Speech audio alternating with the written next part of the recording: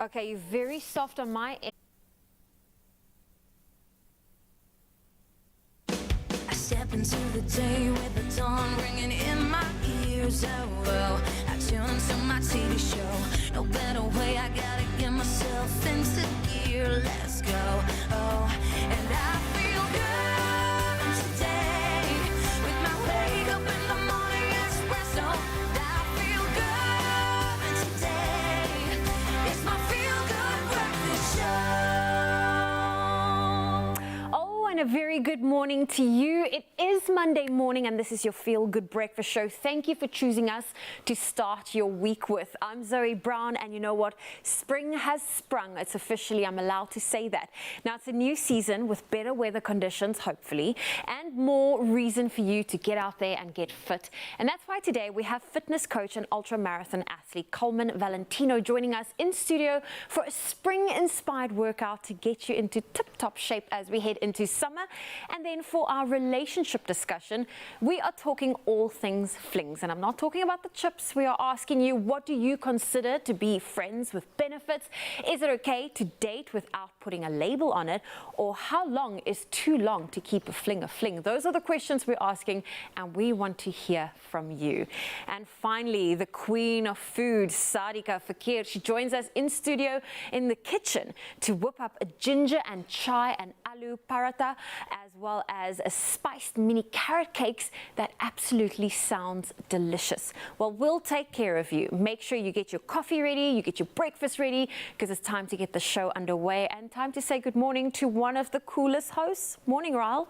Oh, thank you so much, Zoe. You're looking absolutely ravishing this morning. And good morning to you, Mzanze. The start of the week, it is another one. And of course, it is such a pleasure to be taking the next 3 hours and joining you in celebrating everything that this week promises. Now, this morning, of course, you've heard we've got a jam-packed show. It's going to be full of entertainment. But one of the questions that I'm dying to hear in terms of what your answer is going to be this morning, we're asking you about your holiday fling or having a casual dating relationship. How do you actually feel about this? We're talking about that summer loving happens so fast, but did it last? And do you want it to last?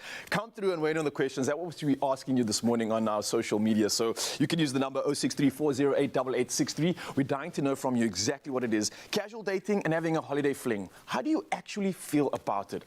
I'm going to be sitting here drinking my, well, it's not tea this morning, but it's something a little bit better. And I'm hoping to find out what your opinion is, because there's going to be so many options, so many comments coming through, and I know it's going to heat up. So come through on the socials, and Zanzi, let's carry on the magic. Zoe is standing by with the latest when it comes to the news.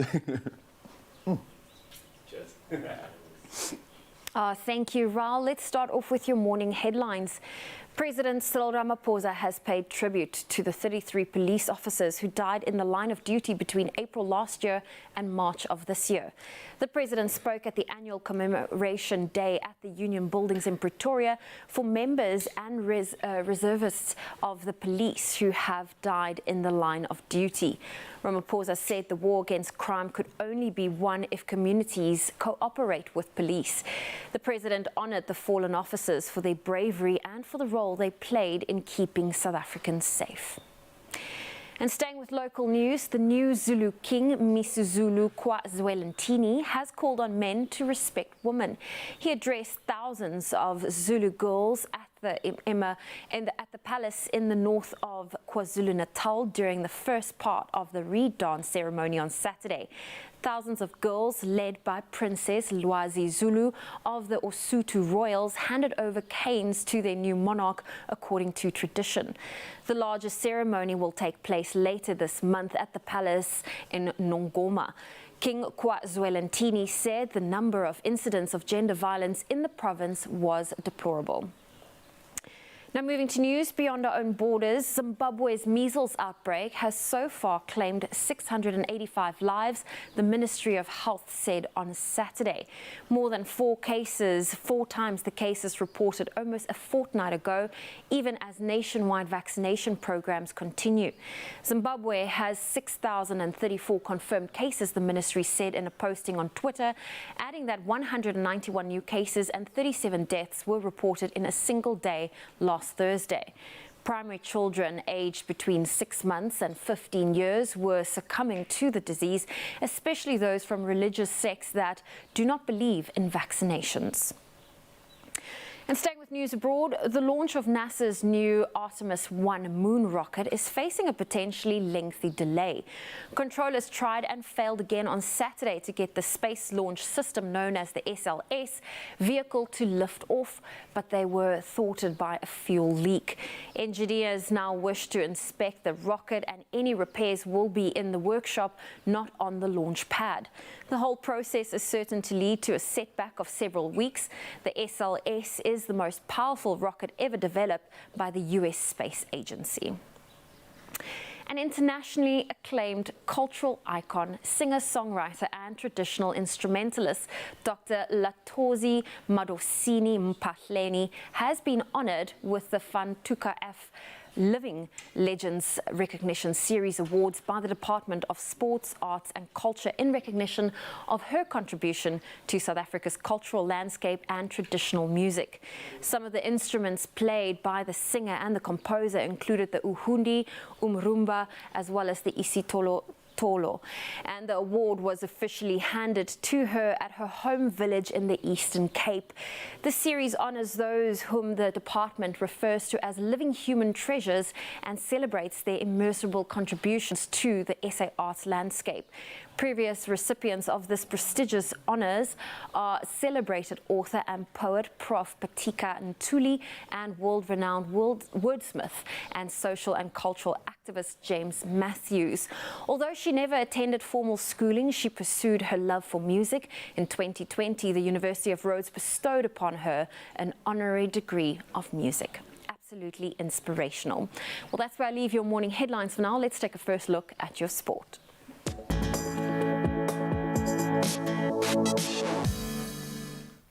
Thank you so much, Zoe. And what a weekend it was. An absolutely electric amount of events that took place when it comes to sport. And let's start off with the rugby now. Unfortunately, the Springboks will have to change their plans for the remainder of the test season after receiving news that Lukhanyo Am may not play again this year.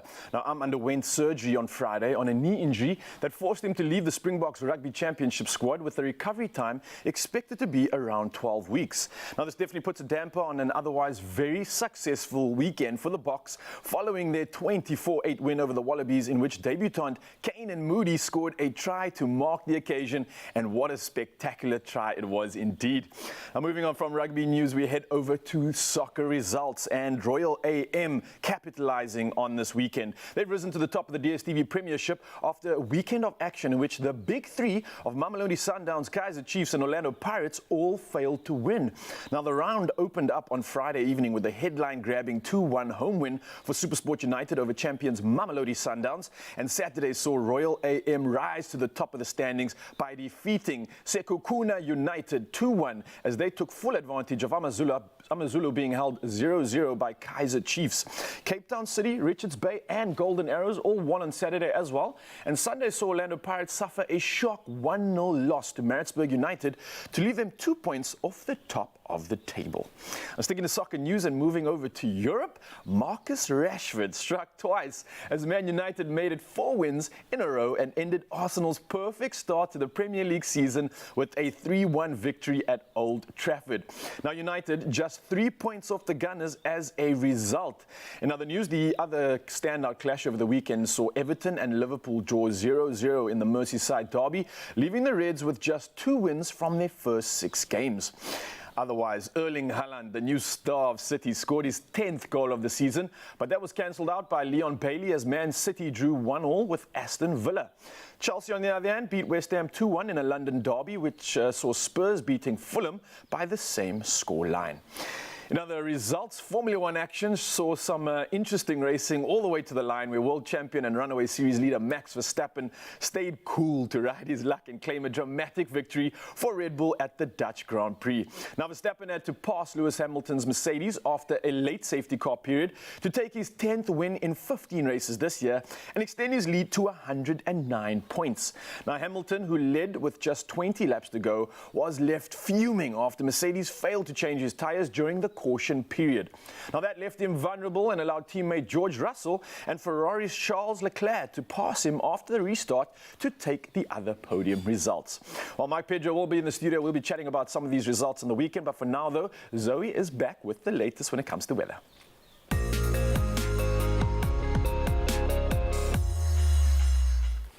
Thank you, Raul. And the SA Weather Service has issued a warning for damaging winds and waves leading to difficulty in navigation at sea between Alexander Bay and Plettenberg Bay in the Western Cape until today.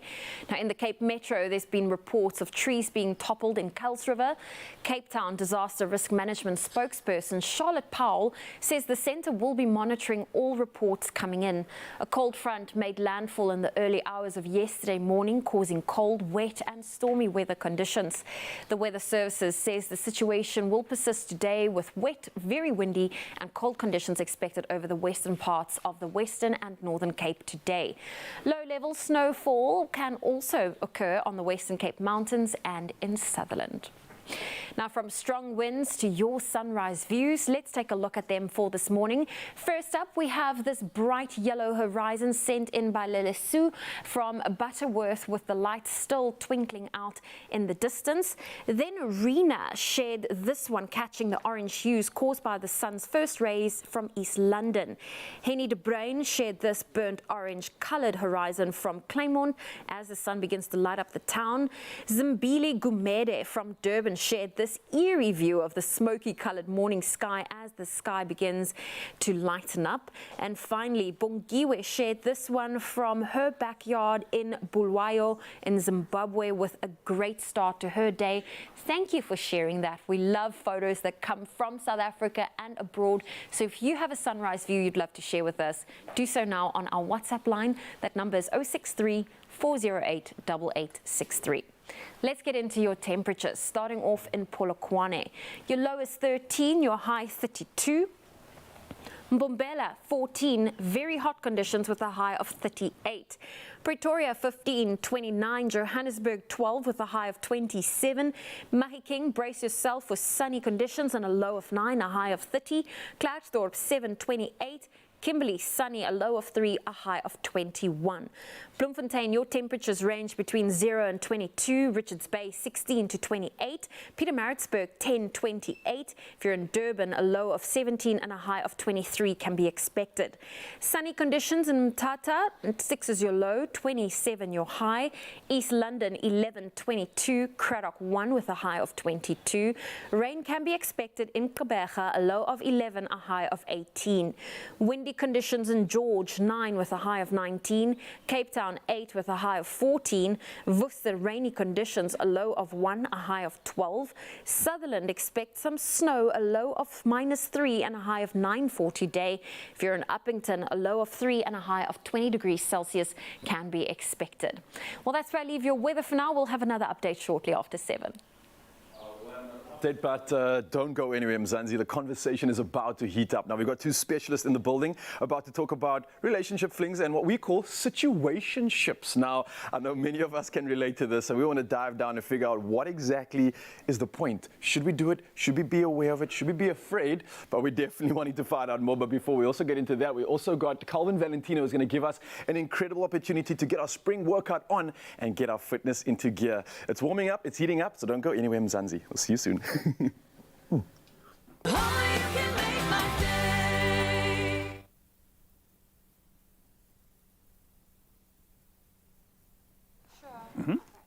we can put a glass there for you if that's going to make it Lush? Hi, I'm Slee. Lush, are we able to Can get you hear out me? just a glass of Yes. water, Can you please? hear me well? And keep it close. Testing, 1, 2, 3. Mark, the pronunciation of your surname? Emmerich. Emmerich. Yeah, Emmerich. Yeah. Is it just you today? We're so supposed to join, but I don't mind doing What's your name? What's your name? Zoe. Zoe. Yes. Are you all ready for this? I feel like we need to give it a bit of a your young ears around. Parental guidance is advised. Yeah. Oh, so we're not allowed to swear.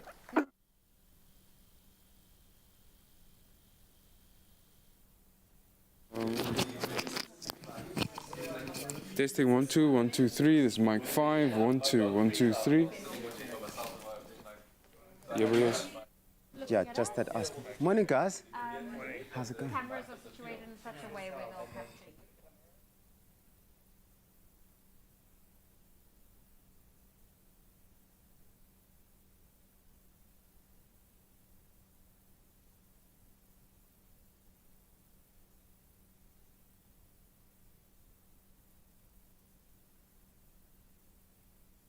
There are those who care for others, ask nothing in return, but might be in need of some care themselves. If you feel that someone in your community deserves some recognition for all they do, then Panado can't wait to hear from you. Simply reply to the Afternoon Express Facebook and Twitter pages, tell us who they are, what they do for their community, and why they should receive some care with the hashtag A Dose of Care and the hashtag Panado SA.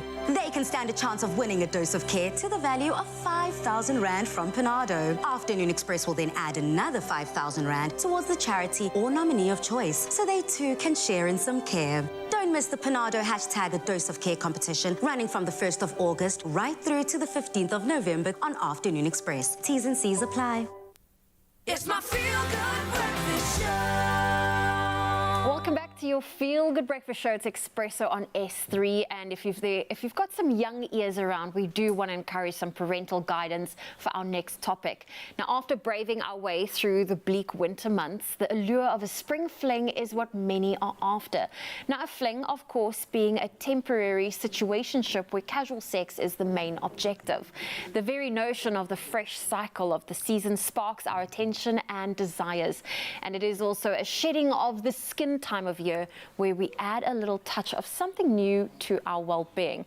Now, if you'd prefer a spring fling over a steady relationship, stay tuned. Oh, yeah, because this one will definitely be for you. We've got a panel in studio that's going to be chatting through this conversation with us. It's a panel consisting of clinical psychologists. We've got Slindile Mbata, as well as sex counselor Mark Emmerich. And we encourage all of you at home to share in your thoughts, or get your thoughts in on our WhatsApp line. That's 063-408-8863. Have you been in a fling, a spring fling at that? And how has that worked out for you? Would like to hear from you. We do.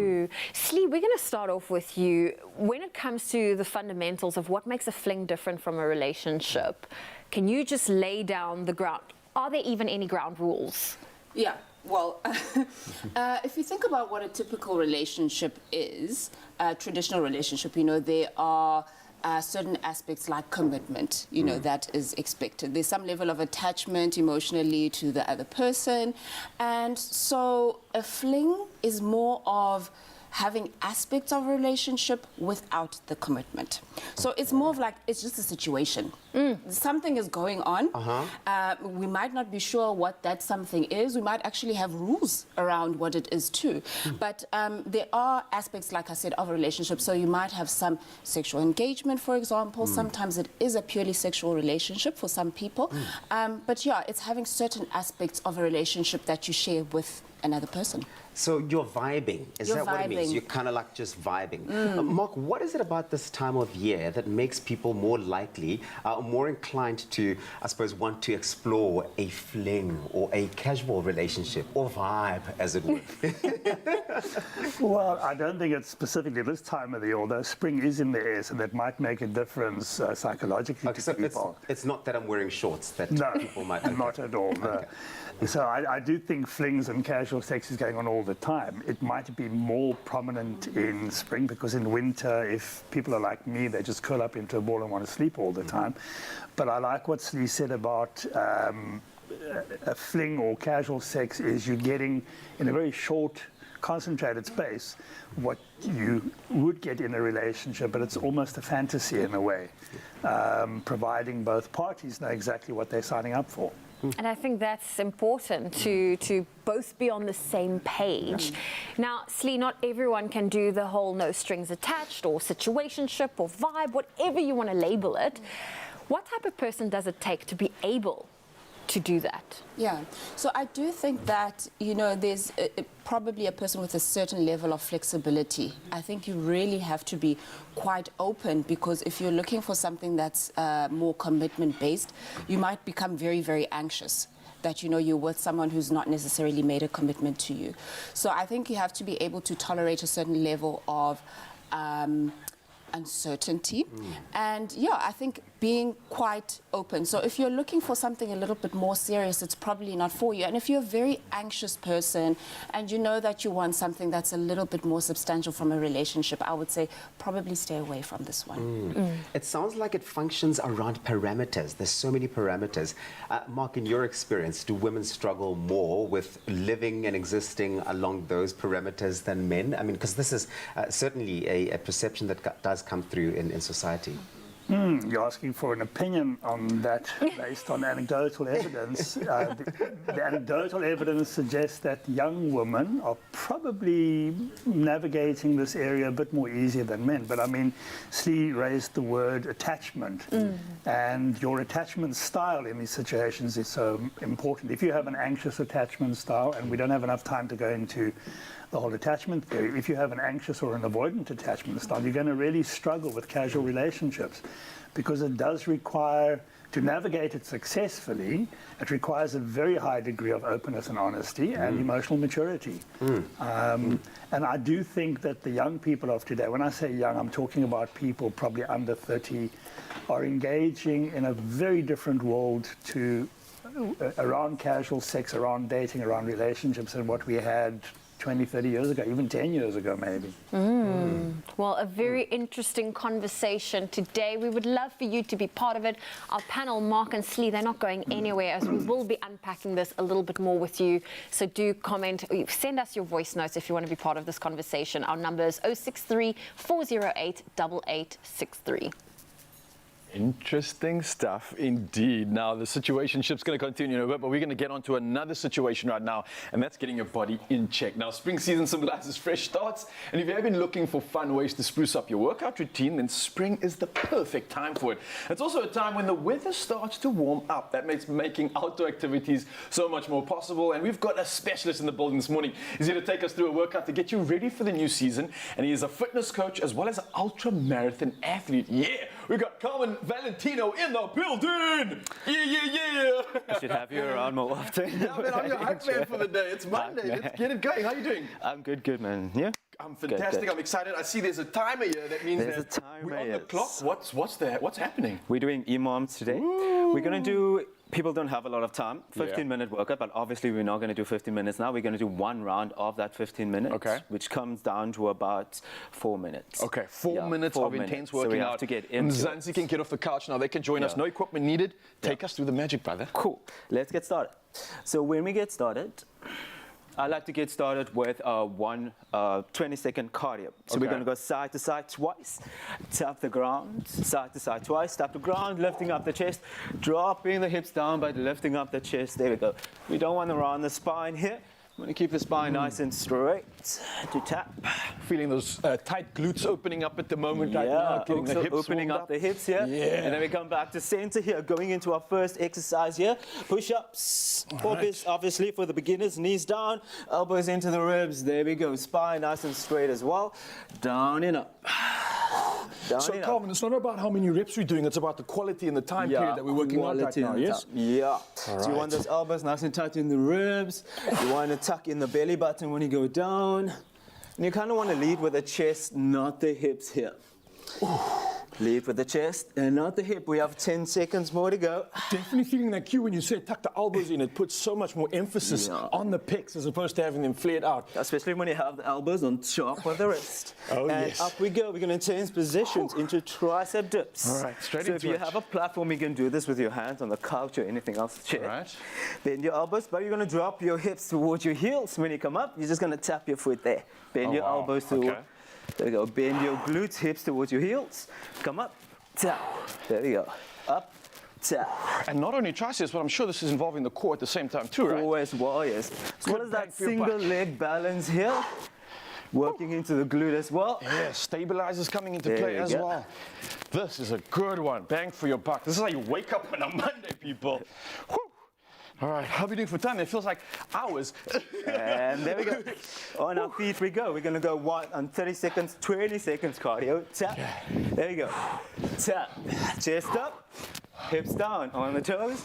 Squat. Squat. Zanzi, I hope you're keeping up with us Squat. right now. This is how you get that Squat. spring fling situation. Squat. Even worse, Let's 'cause get you're gonna into look the abs even nice and better quick. after this workout. Let's get You might into the have more abs nice and problems. quick. Hold that boat pose for me. Straighten out the legs, slightly go down. And come up, boat pose. There we go. Point through the toes. Feel that lower abdomen when you point through the toes. And down. In and down. In and down. 6 seconds to go. In and down. And here we go. Change it up. We're going to go into cross-body mountain climbers now to hit the obliques. So we're going to bring that knee over to the opposite elbow and back. Twist through the hips and back. Tuck in the belly. Try to keep the hips up high when you twist. That will bring it into your upper obliques on the side of your abs there. The side of your core. The lower you drop the hips, the less you feel it. The higher you lift the hips, twist, the more you feel it in your obliques. You notice I've kept quiet right now because I'm feeling the workout. This is just literally woken On me your up. feet we go. Let's go for high knees here. Lift it up. There we go. Okay, get the ultramarathon in you coming out as well. Cardio, strength, fitness, core. We're ticking every single box out here, Carmen. Let's go into the Absolutely loving legs it. here. We're going to lunge. 1, pulse. 1, 2, step it back, step it forward. 1, 2. So you're doing a reverse lunge, stepping forward. 1, 2. Keep the shoulders in line with your hips. 1, 2. There we go. I'm still dying a little bit from doing the comrades on Sunday. Oh yeah, could definitely One, feel DOMS if you're doing this two, workout. And of course from Zanzibar one, we have two, another one coming at you. one, Absolutely love this. 2. And let's We got about change it 10 up. seconds. Let's go into our squat pulses, one of my favorites. Hips back, shoulders forward. So hinge at the hips, shoulders forward. There we go, nice quick. 1, and up. 2, there we go. 3, 4, 5, there we go. 6, 7. Keep going. Thrust the hips forward, squeeze the glutes. Keep the weight into the heels. Lift the chest, look up and forward. So Carl and I are going to carry on this workout in Zanzibar. I hope you enjoyed this one. I'm absolutely awake. Only 3 We more do have a seconds, second round coming at you, so 3, don't worry. We will continue this in just a minute while I get my breath back. But I hope you enjoyed that. Absolutely smashing stuff. That's how you start your Monday morning. We'll see you for another round in just a bit. Woo! Nourish your skin with Ingram's for Men, enriched with triple glycerine for 48-hour moisture and no stickiness. New look Ingram's. Your skin, your brave.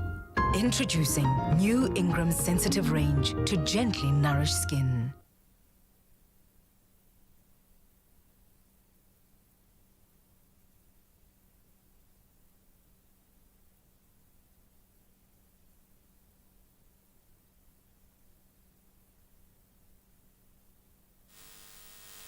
Good morning to my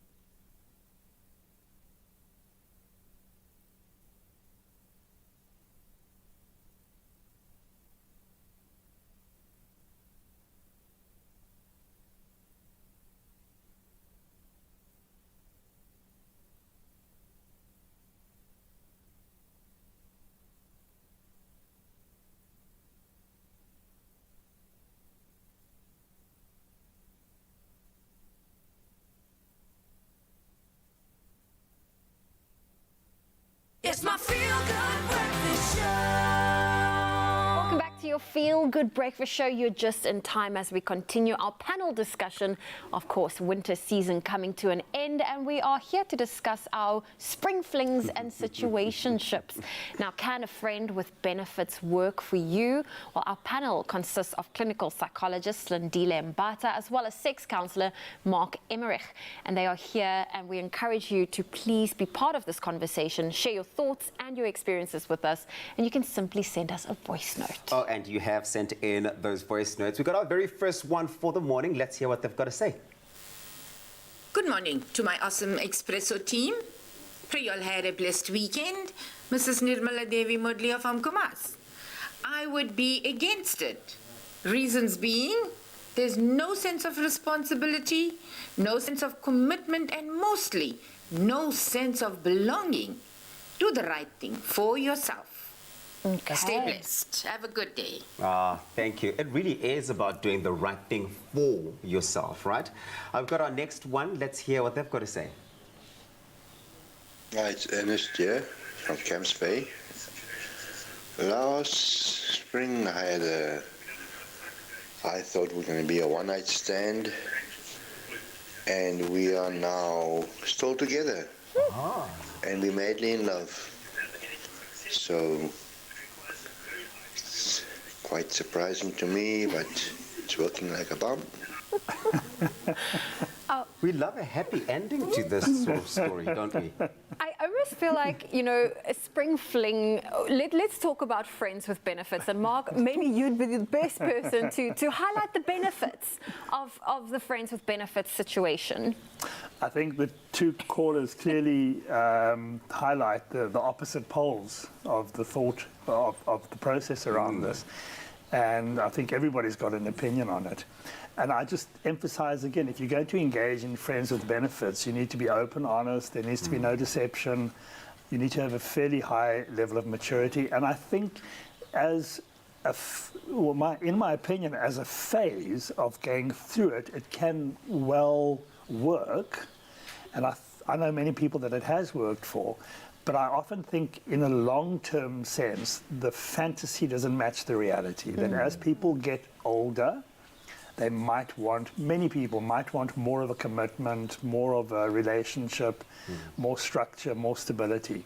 So I'm not convinced that as a long-term solution, it's the way to go. Okay. Okay, so conversely, Slindile, what are the downsides then of a spring fling or a casual relationship, as it were? Yeah.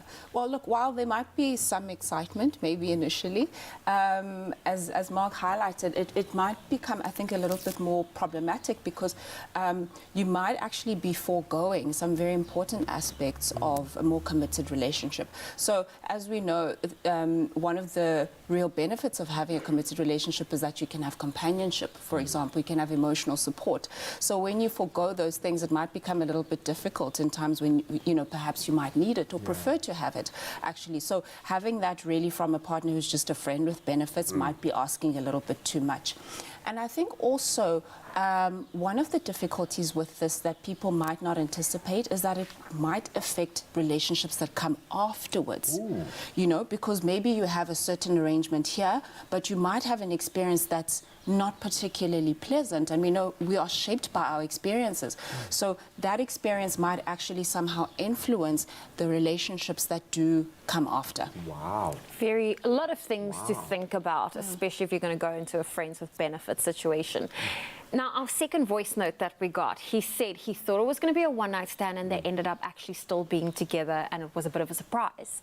Now, Mark, if you are someone seeking a long-term relationship and you find yourself in a fling situation, is it best to voice that and see if you can make your fling into a long-term relationship, or is it best to step away from your fling and focus on finding someone you can have that relationship with? I don't think there's an easy answer to that question. I'd like to pick up on something that Slee said, that often, and I've had many cases where people are engaging in casual sex or friends with benefits, and then they enter into a situation where they now want to engage in a long-term relationship with the person they are with, but their previous lifestyle follows them into the new lifestyle. And often there's an overlap.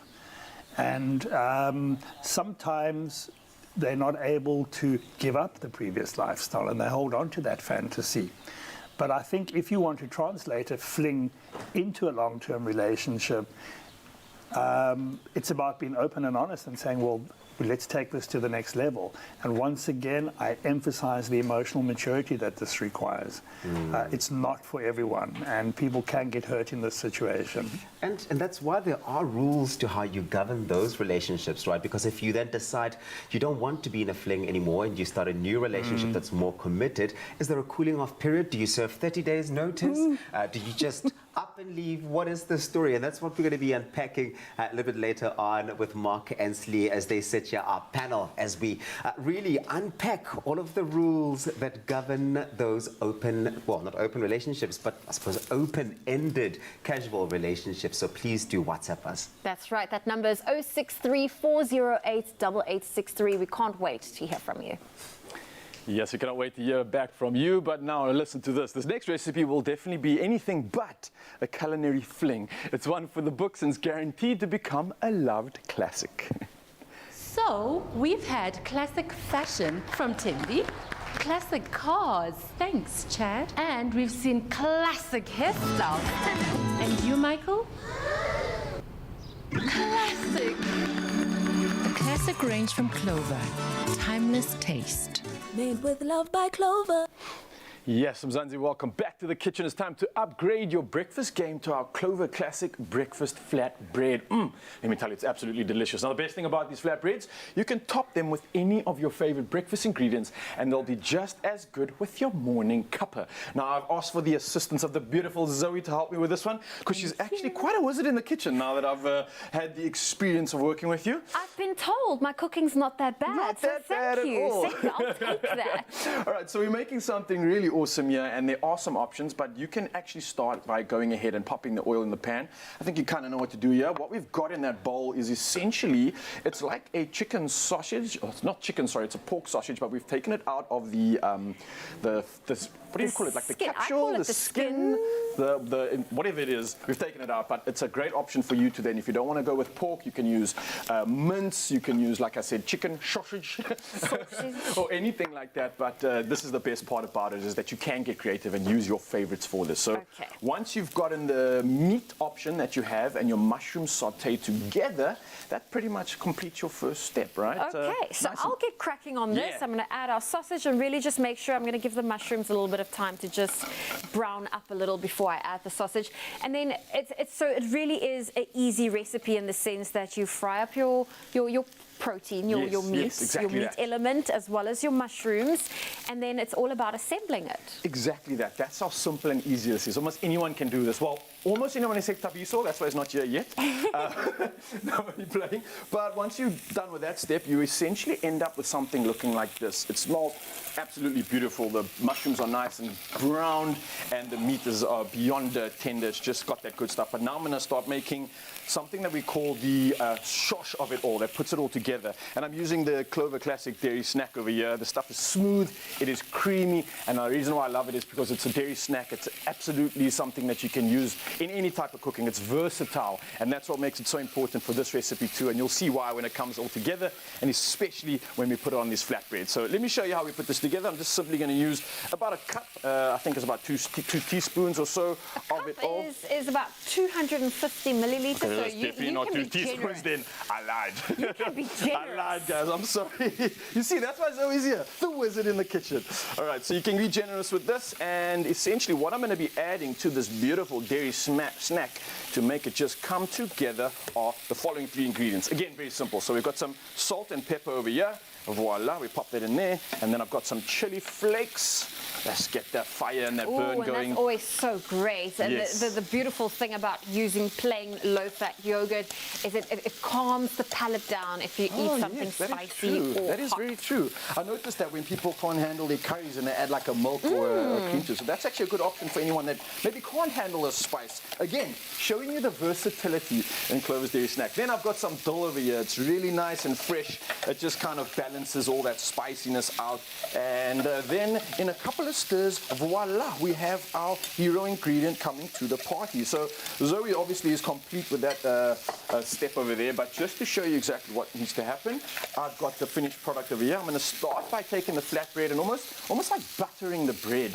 So you kind of want to start by just layering some of this beautiful sauce that we've just created onto our flatbread. Why we do that is just to kind of create a option for everything to just stick together, come together, and again, I just will add any more flavor when it comes to this dairy snack. It's going to make it that much better. I've got some wilted spinach as well. That's always good. You know, our Popeye sensations will come through on this one. You do want to add that? Yeah, pop that on there. And then, oh my gosh, it's smelling so good now. I'll be cooking that up fresh. I'm getting all the good sense of that on your side, Zoe. And of course, we just need to be careful because pork is definitely one of those ingredients you need to cook properly. Yes, please do so. Please cook it through. You don't want a medium rare. No. That is not even an option. When it comes to chicken and pork, that's not an option. Okay, then once I have done my wilted spinach, I'm going to pop some of this beautiful protein option along with the mushroom on top of that. And, oh, it's already coming together so nicely. And then, just to zhuzh it up a little bit, you know we're all about the zhuzh, I'm adding some poached eggs, all right? So you can get creative with this as well. You don't have to use a poached egg if you don't want to. You could probably go with like a scrambled egg if you really are pressed for time, or you don't have the ability to make a poached egg. And simple as that, you're almost done. I just essentially use the rest of the sauce that I've created. Give it a little bit of a sauce. Yep, to do that little drizz on the top. There we go. I love what you created there. Yeah. So, of course, if you want to know when your pork is ready, you do not want to see that pinky color. Okay. Look at you with another culinary tip on a Monday. Excuse me, madame. You know, you just don't want to take chances when it comes to pork, but this is almost ready. I would say it maybe needs another minute or so, and then our little mixture here is ready. But I mean, you've got everything sorted quick there. and easy, and it looks absolutely delicious. And I'm saying, don't worry, if you miss any of these steps, Zoe and I got you covered. It's a recipe recap. Enjoy.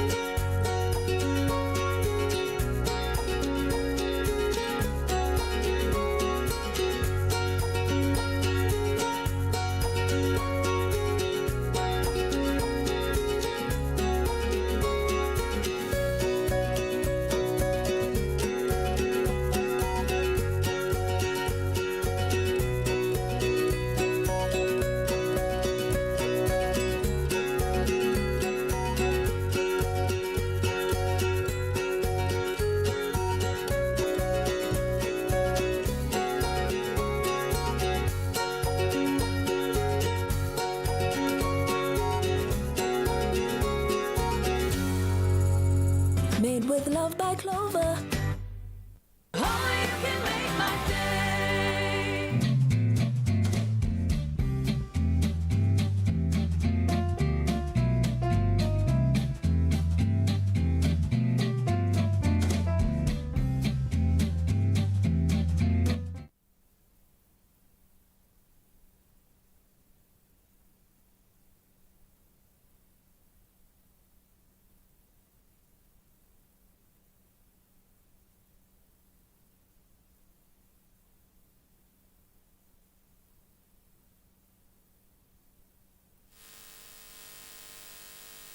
Really think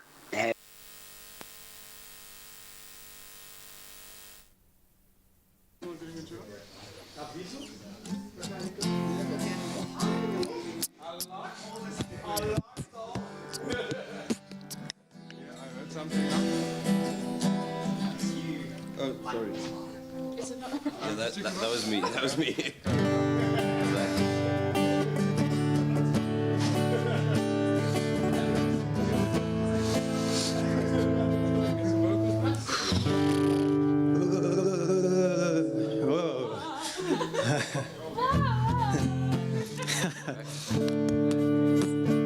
Hey.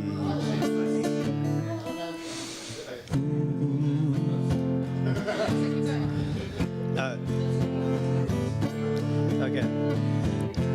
No, it's not. It's not there. It's not there. Okay, there we go. goes like this. Mine is very simple. And from the major lift. That thing yours is on. Yeah.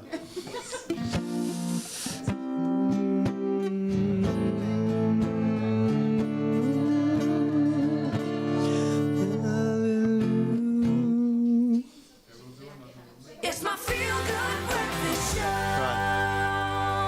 Didn't think your mic is on. Yes, it is your feel-good breakfast show, Expresso. We're live at the start of a brand new week, and it's a brand new season 2, springtime. I'm telling you, we're discussing all of that, those spring flings and those situationships, those vibing engagements and encounters that you might find yourself engaging in. What are they? How do they look? How can they work out for you? And when will they not work out for you? We've got our panel consisting of clinical psychologist Slindile Mbata, as well as sex counselor Mark Emmerich.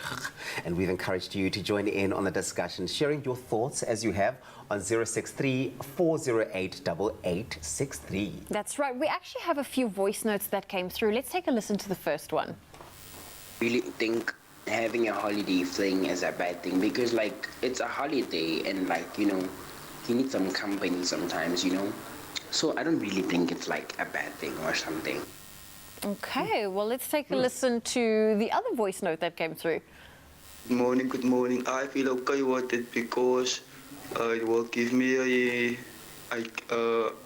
mindset of our relationship is. It's just for the first time because it will be an experience for me to see if a person is really this person, if he is the real one, then he will be my lifelong partner. So casual dating is actually for me fun. It's actually for me a great idea because that's how you're gonna see if this is your real partner. Thank you. It's a trial. Trial and error. Subscribe before the trial ends. Subscribe here. Well, I suppose you're not going to know whether you can do no strings attached or a situationship by putting yourself into some sort of a situationship. Now, Slee, what do you do if you find yourself in a scenario like this where you've got a friend and in order to now cross that boundary, an element of trust is involved, but how do you know you can cross that line with this friend without ruining the friendship? Oh, yeah, it's really... We're really trying to have our bread butter on both sides. Yeah, Zoe, I think it actually can be very tricky with a friend, you know, because already there's a sort of established relationship, so it might be a little bit more difficult to do perhaps than with a stranger. But I think the best thing to do, as Mark mentioned before, is just to openly talk. You have to be honest about this. You know, I think if you fall into that situation and you find yourself in the situationship, it might be very, very difficult. So I think establishing what the parameters are, you know, does this mean that we then also hang out in social situations? Are we doing this almost as partners? Are we still staying friends? Are we going to communicate? How many times a week are we doing this? You know, so there really are a lot of questions, a lot of things I think that need to be worked through, but it's probably a good idea to talk about and actually say, okay, what is going on between the two of us? And I think when you find yourself in a situationship, there really shouldn't be anything to be embarrassed about. You need to lay down the laws, not only for what the situationship is, but for yourself. Like I think as an individual, you need to also say, okay, this is how far I'm willing to go. Also looking at how you manage it, right? Because Mark, let's say I'm in a casual relationship or situationship, as Zoe calls it, and I'm actually actively pursuing a more committed relationship. Do I then let my casual partner know? Do I need to let them know? Am I obligated to do so? I'd like to answer it coming from a different angle. Just before we ended the last segment, you introduced the phrase open relationships. And I mean, technically, we're talking about what we call open ethical relationships. Yeah. And the key word in open ethical relationships is discussion and consensual relationships. As what they call ethical sluts. They're in open relationships. They might even be in a relationship, in a committed relationship, and outside the relationship they're having casual sex, which is a whole new terrain. Remember, we are moving into the age of depathologizing around sexual behaviors and sexual preferences. So that's short that's an abbreviation for basically anything goes. Okay.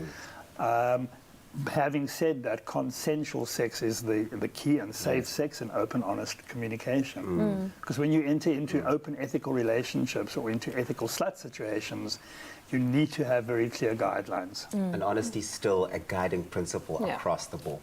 I know we have to wrap this topic. Slee, just quickly, if you find yourself in a situationship and all of a sudden you're getting jealous or you feel a little bit possessive over this person, what is the best step, or how do you manage those emotions? Yeah, so I think for one, definitely don't feed into it as far as possible. Don't stalk the person on social media, try and find out what they're doing on the weekends, why they're not with you, that kind of thing. Benchmark the person they're on dates with. Yes, exactly.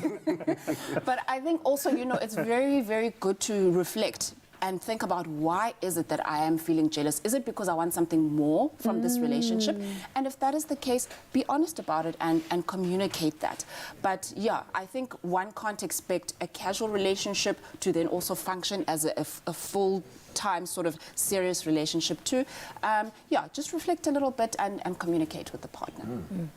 Well, Mark, Slee, thank you for joining us today. Thank you for being part of our panel discussion. Of course, our WhatsApp line does stay open if you want to continue sharing your thoughts on a spring fling. You're welcome to send through those voice notes. Our number is 063-408-8863.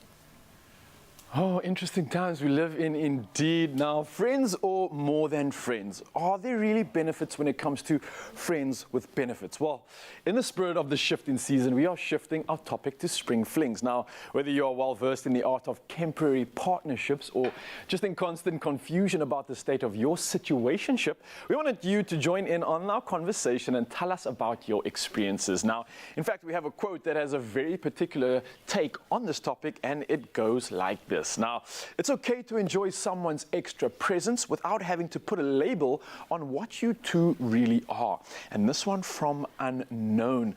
Question to you is, Mzansi, do you agree? I think one thing for me that's important is that we are honest with ourselves and with the person that we are engaging with. I think that's always going to help the situation. And in this day and age, with all the thousands of labels that do exist, it shouldn't actually matter. So are you confused about where you are in your relationships? And do you have any wonder about where those things are going, where you are projecting to?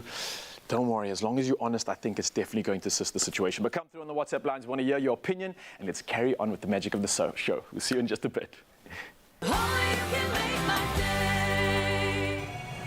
New Revlon Color Stay Matte Like Crayon. Play it up.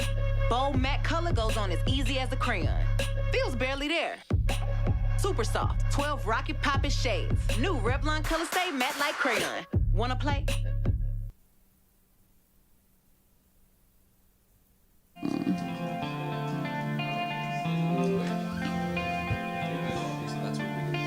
I heard there was a secret chord that David played and it pleased the Lord, but you don't really care for music, do ya? Your mind's way more It goes like this: the fourth, the fifth, the minor fall, and the major lift. The baffled king composing hallelujah, hallelujah, hallelujah, hallelujah. Donkey.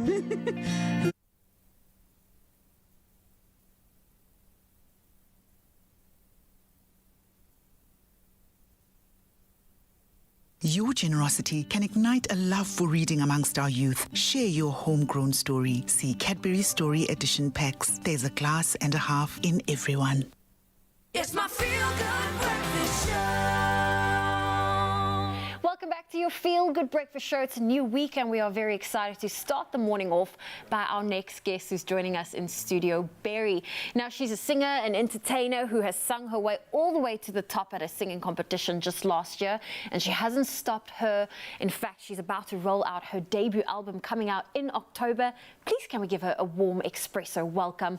Berry, it's great to have you here. I'm so excited to be here. Thanks for having me. As we were about to start, I think I asked you, when was the last time you were on Expresso? Yeah, it was a few months ago with Robin Peters, and like, you know, it was so much fun, and that's why I'm so excited to be back. Everyone here is just so lovely. It's great. It's great to have you back, and I mean, last year was a very big year for you. Yeah. How would you say has this last year been for you? It's been an adjustment, you know, being a mom. I've got 4 kids, married, and you got to juggle everything. But you know, this is my passion, and it's what I want to do. And you kind of feel that you have to keep giving as much as you can because people voted for you. So that's what I plan to do. You know, just keep going, keep trying, and you will eventually get there. And you're obviously doing this for yourself and for your kids and for the people that voted for you there. Yeah. How has your family, especially your kids and your husband, been your support system? Well, they're absolutely fantastic.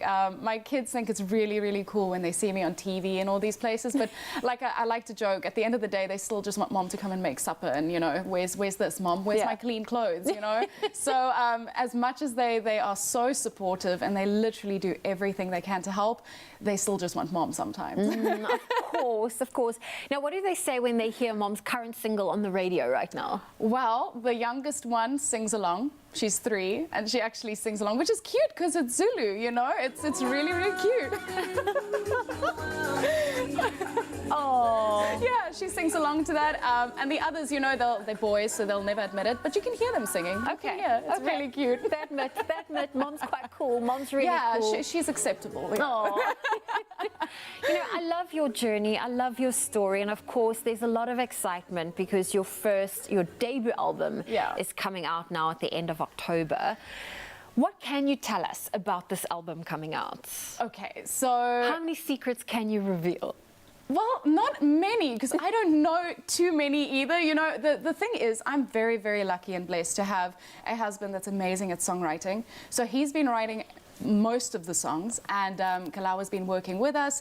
So all I can say is I'm trying to have a few surprises in there, but also staying true to the kind of genre that I enjoy, which is more of the, you know, Kelly Clarkson live band setup. But there's going to be a few surprises in there, and I really think everyone's going to enjoy it. It's going to be refreshing, you know, not just the same kind of music that we always keep hearing, but going back to the roots, and I think that's exciting. And something different, because that's what we want. That's what we've been craving. Now, I love that you also, you know, you get to work with your husband. Yeah. You get to write songs. In fact, you said he does most of the songwriting. How's that dynamic been for you? Oh gosh, I think some days he wants to kill me. Because listen, I'm not the best, but I have this idea in my head of what I want, and then I have no idea how to express it. And then it's like one sentence that I don't like, and he's like, okay, so what do you want? And I'm like, I don't know. I don't know, just make it happen, you know? So sometimes it can get a little bit like, okay, you know what, let me just stop, I'll go make coffee. But it's great because he gets it right every single time, and that's what makes me, I think, just extra lucky. Well, it seems like he's figured out the code on how to read your mind and be able to do that. Any collaborations coming up or that you're allowed to reveal or hoping for? I can't reveal the collaboration yet. There are collaborations though, and there's another one in the pipeline that I'm also very excited about, and I know that people in Cape Town are really fond of this gentleman. Okay. So there are a lot of things coming, not just the album, but after the album. The plans that we have, it's huge. We just want to keep on pushing. Oh. Well, you're being very trivial right now. Barry's here on your Feel Good Breakfast show. She's going to perform for us. That she will reveal, but we'll see if we can get something out of her before 9 o'clock.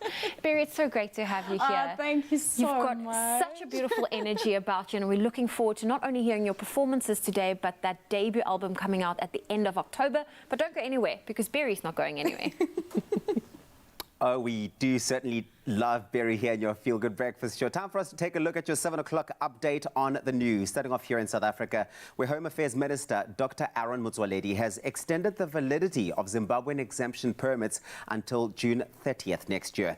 The permits granted to Zimbabweans who were moved, or rather moved to South Africa before 2009, were set to expire at the end of this year. These permits were meant to regularize the Zimbabweans' presence and allow them access to some services.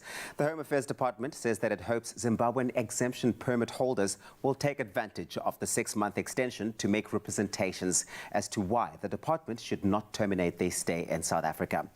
Staying here at home, President Cyril Ramaphosa has paid tribute to the 33 police officers who died in the line of duty between April last year and March of this year. The president spoke to members of the community at the annual commemoration day at the Union Buildings in Pretoria for members and reservists of the police who have died in the line of duty. Ramaphosa said the war against crime could only be won if communities cooperated with the police, and the president honored the fallen officers for their bravery and for the role they played in keeping South Africans safe. In international news headlines, former U.S. President Barack Obama has won a Best Narrator Emmy Award. This happened on Saturday for his documentary series, Our Great National Parks. The Obama's production company, Higher Ground, is behind the 5-part series on national parks around the world. Obama becomes only the second U.S. president in history to win an Emmy. The only other president to win an Emmy was General Dwight D. Eisenhower, who won an honorary award in 1956 for becoming the first president to conduct a televised news conference. Staying abroad, Zimbabwe's measles outbreak has so far claimed 685 lives. The Ministry of Health said on Saturday more than 4 times the cases reported almost a fortnight ago, even as a nationwide vaccination program continues. Zimbabwe had 6,034 confirmed cases. The ministry said this in a posting on Twitter, adding that 191 new cases and 37 deaths were reported in a single day last Thursday. Primarily, children aged between 6 months and 15 years were succumbing to the disease, especially those from religious sects who do not believe in vaccination. The Australian rugby team may have lost a hard-fought international against a rampant Boks side on Saturday in Sydney, but at least one Aussie tasted victory and went on to bag a world record on another field. A former professional Australian rules football player, Brendan Favola, broke the world record for the highest altitude catch when he caught a football dropped from a helicopter 222 metres above the city of Melbourne's Prince Park Stadium. Under the eyes of 8 cameras and a filming crew, the athlete waited calmly with his feet well planted on the ground, ready to run and catch the ball plummeting to earth. Now, when Favola caught the coveted ball, he fell to the ground, raising the football in the air in a victorious gesture. To celebrate this achievement, a Guinness World Records adjudicator was on hand at the stadium and confirmed that the record had been broken when he caught the ball. Now, who knows? Maybe Favola could give the Wallaby rugby team a few tips next time before they try and tackle the Boks. I mean, just a piece of advice from me. That's where we leave it for now. Here's a look at your sports with Raul. The next update on your news will be in just over an hour.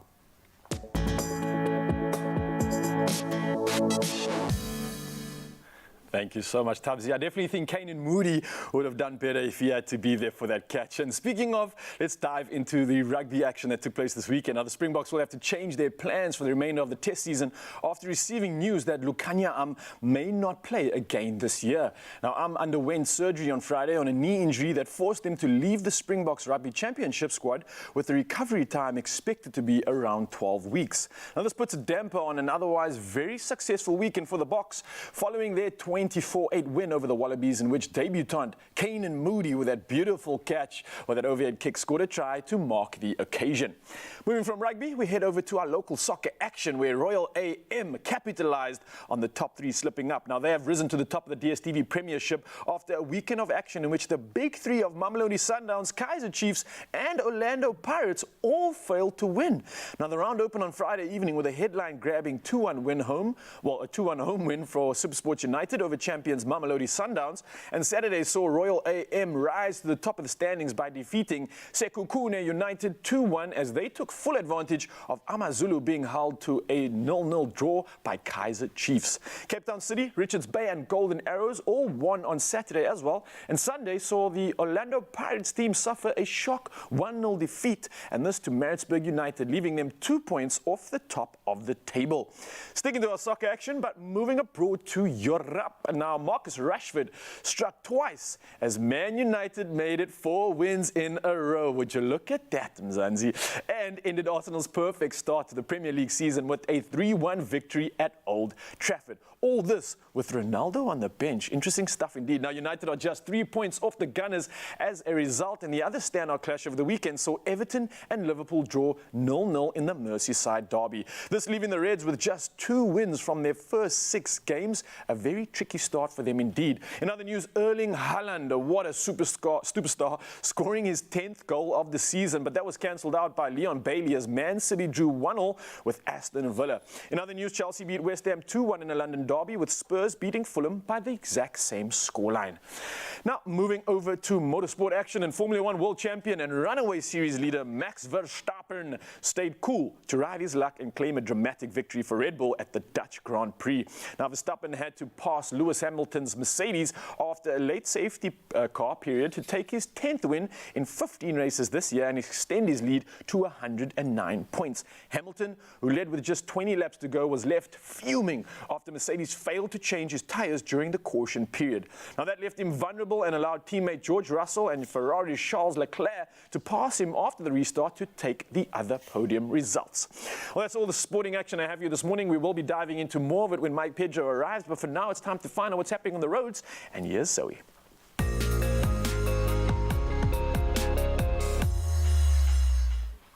Thank you, Raul. We start off with traffic on the R300. Now, in Cape Town, there's congestion on the R300 North at the N1 inbound ramp. You can expect delays. Please make sure to add extra travel time to your journey this morning. And staying in Cape Town and on the R300 this time from the N2 side, there's currently an accident being cleared up on the N2 outgoing, and it's affecting the ramp leading to the R300 North. Please approach with caution and please make sure you are buckled up. Moving to Gauteng in Germiston, Johannesburg, there's a stationary vehicle on the N3 southbound. It's after the Galulis interchange. That left lane is closed. You can expect some delays. Well, that's a wrap of your traffic for now. Let's take another look at your weather.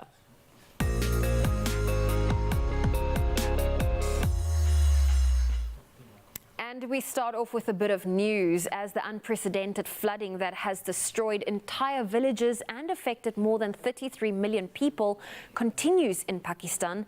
The WHO, the World Health Organization, has warned of an increased threat of the spread of waterborne and vector-borne diseases such as diarrhea, malaria and dengue fever. The Director General of the WHO, Tedros Ghebreyesus, says the catastrophe has been classified as the highest level of emergency, namely grade 3. Almost 1,200 people have died in the floods caused by months of monsoon rains. The flooding has caused damage to more than 880 health facilities throughout Pakistan, leaving millions without medical treatment. More than 161,000 of those who have been displaced due to the floods are living in relief camps, the WHO said. Now, from outbreaks, we head on over to take another look at those sunrise views that you share with us. For your 7 a.m. update, we have this one that was sent in by Caro, and this is from Umhloti Beach. Look at that stunning view of the morning sky just above the ocean. And then Sunette shared this one from East London as the cloud starts rolling in, featuring clear pastel-colored sky. Nima shared this bright orange sun above the ocean as it casts a reflection, and this photo is taken in Gqeberha. And finally, Pam sent us a pink and orange colored sky from her side of Gqeberha this morning. What a stunning way to start your day. Thank you for that, Pam. If you would love to have your sunrise view shared, please share it with us on our WhatsApp line. That number's on your screen right now. It's 063 408 8863. Let's get into your temperatures. Polokwane, a low of 13 and a high of 32 for today. Very hot conditions in Mbombela, 14 with a high of 38. Pretoria 15, 29, Johannesburg 12, reaching a high of 27. It's sunny in Mahikeng, 9's your low, 30 your high. Klerksdorp 7, reaching a high of 28. Kimberley 3, 21. Bloemfontein, your temperatures for today range between 0 and 22.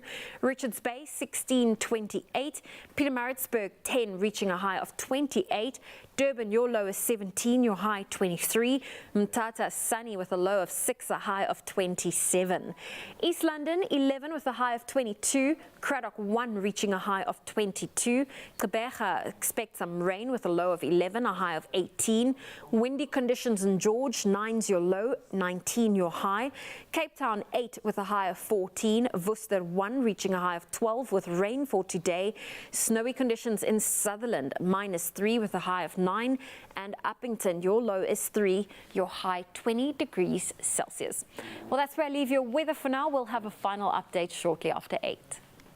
Oh, thank you very much, ZBZ. Now we know that summer is on the horizon. Okay, so it's well on its way. I mean, you can see Ral and I are perfectly ready for it, showcasing our DNA and everything else in between. But we're all dreaming about our next travel adventure. Oh, I know a lot yes, of people please. are. So on Friday, we showed you this very blurry photo. We asked you to guess where it is, and so you did. All right, you did indeed. Mzansi came through so many options and answers. Let's see what y'all were talking about. And we're heading over to Sandra Mpofu, who says she thinks it's the Ograbi Falls National Park, a place of great noise in the Northern Cape, and using those beautiful hashtags TravelWise, Mzansi and Expresso. Olivia Booley also says, of course, it's the beautiful Ograbi Falls National Park. Tobogo Ratlaga says that's a combination of waterfall and river stream with a colorful sky on top. I did think well that. spotted. I I did did too. think that. I don't know how they figure out where exactly it is, though. That was a proper blur. You got to know. If you know, you know. You know, you know. We also got another one from Nontlasa who says waterfall. No? Just like that's all she was seeing. Waterfall. It's the waterfall. The waterfall to be at. Deborah Baruki saying Ograbis on our bucket list for sure, without a doubt. Like that. Glenn Aaron Lekwati says Orange River. Okay. Orange River. Could be. Although I'm not sure if there's a waterfall at the Orange River. Could be. You know these Possibly. things. I'm going to go find out. Well, ladies and gentlemen, let us find out what it is. It is indeed the Ograbi Falls National Park. Wow. Look at that place, Tabiso. It is. Please, without a can you doubt. take me there? Yeah, it is the waterfall. And Please, I think can you that, take me know, there? We need to go there. You and I need Deal. to plan this trip. As you can see, it is so majestic. Those falls Wow. are situated in the Northern Cape. The Northern Cape is so lucky to have that. I mean, what a treasure. It's beautiful. Just 120 kilometers from the town of Uppington. And it stretches along the famous Orange River. So the other guess they were right. wasn't Nice. entirely off. Only Very, 120 very nice. or so kilometers out. And the original Khoi people nicknamed this the waterfall Ankorebis. Ankorebis, meaning nice. the place of big noises. I can imagine that. I mean, look at how huge those waterfalls Yeah, are. can And you imagine? legend also has it, Tabiso, listen to this, that the biggest cache of diamonds in the world lies in the swirl hole eroded into the granite at the foot of the waterfall. We are going. You have to take me there now. we are I'm getting my bag and I'm going to fill it up with diamonds. So I think a trip to the Ograbi Falls must definitely be on the list. It's a deal. We're getting the bag. I want the diamonds. And of course, it's time for us to now show you another one. Okay. Do you have any guesses? Because look at that picture. I can't even see from here. It's like, is the sun about to rise? Yes, like, is this a sunrise photo from KZN? Where is it? Can you guess this destination? I'll tell you this about it, is that you can book the destination right now on Shot Left. So if you go on Shot Left, you can actually book it and get a chance to enjoy that 40% discount that they're running on it. So maybe go check it out. That really is your clue. I'm actually just sending you the GPS coordinates to where the answer is. Check your DMs. Now listen, if you think you know where or what it is, because we clearly have no idea, then you definitely need to share your guesses with us on social media, because we would absolutely love to hear what you think. And maybe this will help your guesses, because the Great South African Sale is finally here. Now it's starting today until the 11th of September, and Shot Left Travel Week are offering huge discounts of up to 50% off on various local holidays. So all you got to do is go visit shotleft.co.za right now and go choose your next holiday, because you will never find prices this low again. Yeah, and you might just also get a clue to help you solve today's mystery location, which I actually do want to know as well. So I know what I'm going to be doing. Shot lefting. That's the next big thing you want to be getting into. Let's go to the Onkarabis. Okay, deal. Done. Get planning for a much-needed Johannesburg urban lifestyle family getaway. Rediscover cafes, restaurants, bars, galleries, and museums to enhance your stay with our kids' stay, and we eat for free or 50% off on second-room family offers. Marriott's portfolio presents a full and diverse range of outstanding hotels in Johannesburg, each uniquely designed with its own personality. Book now, emea.marriott.com.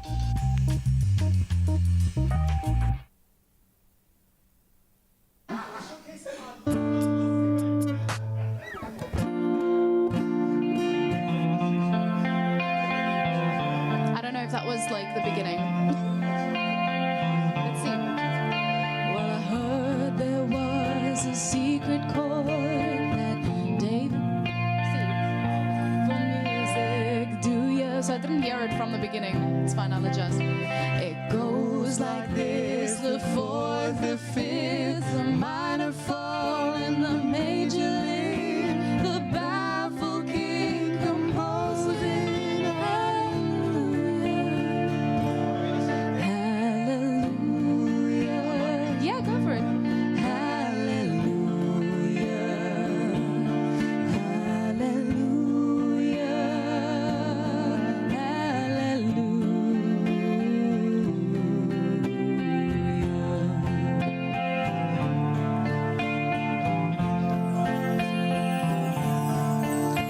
Your faith was strong, but you needed proof. You saw her bathing on the roof.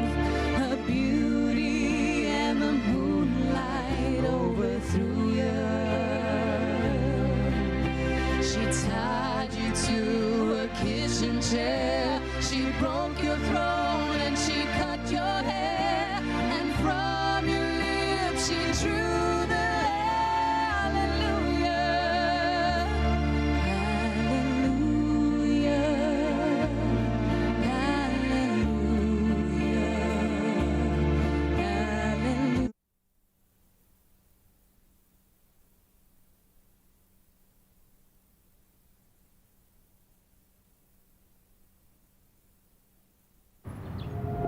Do you own your skin? Do you wear it bravely, even when others try to dim its glow? Does it represent your strength, your heritage, or does it express your brave and unconditional love? New Look Ingrams, your skin, your brave. It's my feel-good breakfast show. You're still with your Feel Good Breakfast Show. It's Expresso. Now, to shed light on mental health, that's what we're continuing to do. And joining us for that conversation once more is Mindful Revolution. Now, Mindful Revolution uses the latest science and research to help equip your employees with the tips, the tools, and the practices that will allow them to thrive and engage in all aspects of life, leading to happier, healthier, less depressed, and less anxious individuals. And today's topic really is all about stress, and we all do go through it. Stress can have several effects on your overall health and your well-being, which makes it really more difficult to face everyday challenges, but also makes it challenging to deal with everyday life, whether it's relationships, work, or finances. And taking us through the tips and tools that we need to be able to get through that, and how to navigate stress this morning as Mindful Revolution's lead content creator and facilitator, Grant Nash. Welcome back, Grant. I really, Grant, have had such a good time, having these conversations. Anyone who missed last week's chat, obviously, is joining us now for the very first time. Yes. But take us through what Mindful Revolution is all about. Sure, so I think you've done a great job already, right? But we pretty much, we are there to proactively look at mental wellness within your organization. So we want to have a conversation. I was reading the Mental State of the World report, the last one. Yeah. South Africa ranks last in the Mental State of the World report, right? Last. Now, there are many factors for that, but that just means that us as citizens, we need to do something about this. We need to have these conversations, So what we do is we are proactively working with you, your employees, your people. We're looking at them, we're having conversations. We are almost like personal trainers for the mind, right? So to come into the business, to work with you, and to try to see if we can make you happier, healthier, less depressed, less anxious. Well, you'd be less depressed, less anxious, and probably a lot happier if you weren't stressed. So let's unpack what stress is and what that can do to our bodies. Sure. So I'm just going to use three there's sort of three things that happen when we stress, right? So I want you to imagine that stress is the body's biological response to a threat. That's what stress is. So stress is, I see the lion, and the first thing that happens is my body goes into fight or flight, right? And fight or flight is adrenaline, noradrenaline, a bunch of hormones that pump through the body that get me ready to run away or to fight the lion. Yeah. Okay, that's, I'm in my stress state. It does sound quite extreme as well, right? But it also, it's your superhuman state. It's your ability to fight a lion. I want you to imagine, right? Then what the body does miraculously is it sends through another bunch of chemicals that allows us to recover quickly. So it sends through something called cortisol, and that helps us recover. And then it does something else. The body's an amazing thing. It switches off stress through pumping the body with something called oxytocin and a whole bunch of other things. So those three axes are important when we speak about stress. But then our ability to switch it off is important. Because with great superpowers come great responsibility. So in other words, we have to learn to switch stress off because it's bad for us when it's in its chronic or excessive state. So the body doesn't like to be in that fight or flight state for a long time. So we have to learn to switch it off. And that's really important in the story of stress. Well, if we're going to be able to switch it off, we first need to know how to pick it up and recognize when we're stressed. Because it's easy to also just confuse stress for all sorts of other things. Some people think, oh, man, I'm just a bit tired. But more of that happening in your life, I imagine, can't be a good thing. So what are those symptoms that we need to be looking out for in order to say, whoa, that's stress? It's a lovely question, right? What you're technically looking out for is you're looking out for cognitive, emotional, physical, and behavioral issues, right? So let's quickly, cognitive, you're looking at memory loss, I'm struggling a little bit to focus. Emotional, I'm getting angrier, I'm a little more irritable. Physical is really, I'm not feeling well. What you really want to focus on is your gut. Your gut's the first sign something's going wrong. And then behavioral, I'm not sleeping well. So you're not going to have all four of those, but if you start to see more and more of those over an extended period of time, we might be saying, hold on, this is chronic stress. This is excessive stress. We need to deal with that. So watch out for those four spaces to see where you're at and see you're looking for prolonged periods of that, prolonged periods of pain, of not being able to sleep, of moodiness, of, 2, 3, 4 months. Okay, these could be signs that I'm excessively stressed. Yeah, 100%. I know that you guys spend an awful amount of time just really focusing on lifestyle and its relationship on stress at Mindful Revolution. How do you guys help? Sure. So I think it's important, like you say, to also look at real skills, to have, for example, time management, for example, difficult conversations and how we have those at work, goal setting, boundary setting, so physical things that could help you in life to be less stressed, to, and then we look at that process of switching off stress. So you spoke about that, we spoke about that oxytocin. There's a whole bunch of other things.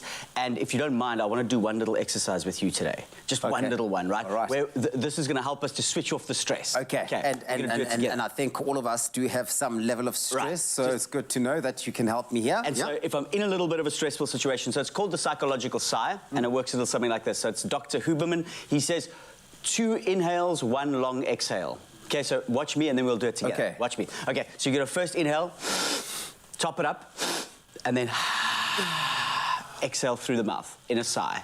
Okay, cool. So Let's do it sigh again. through the mouth really loudly. Cool. A big inhale, top up and sigh. Okay, 1, 2, 3. And again. One more time.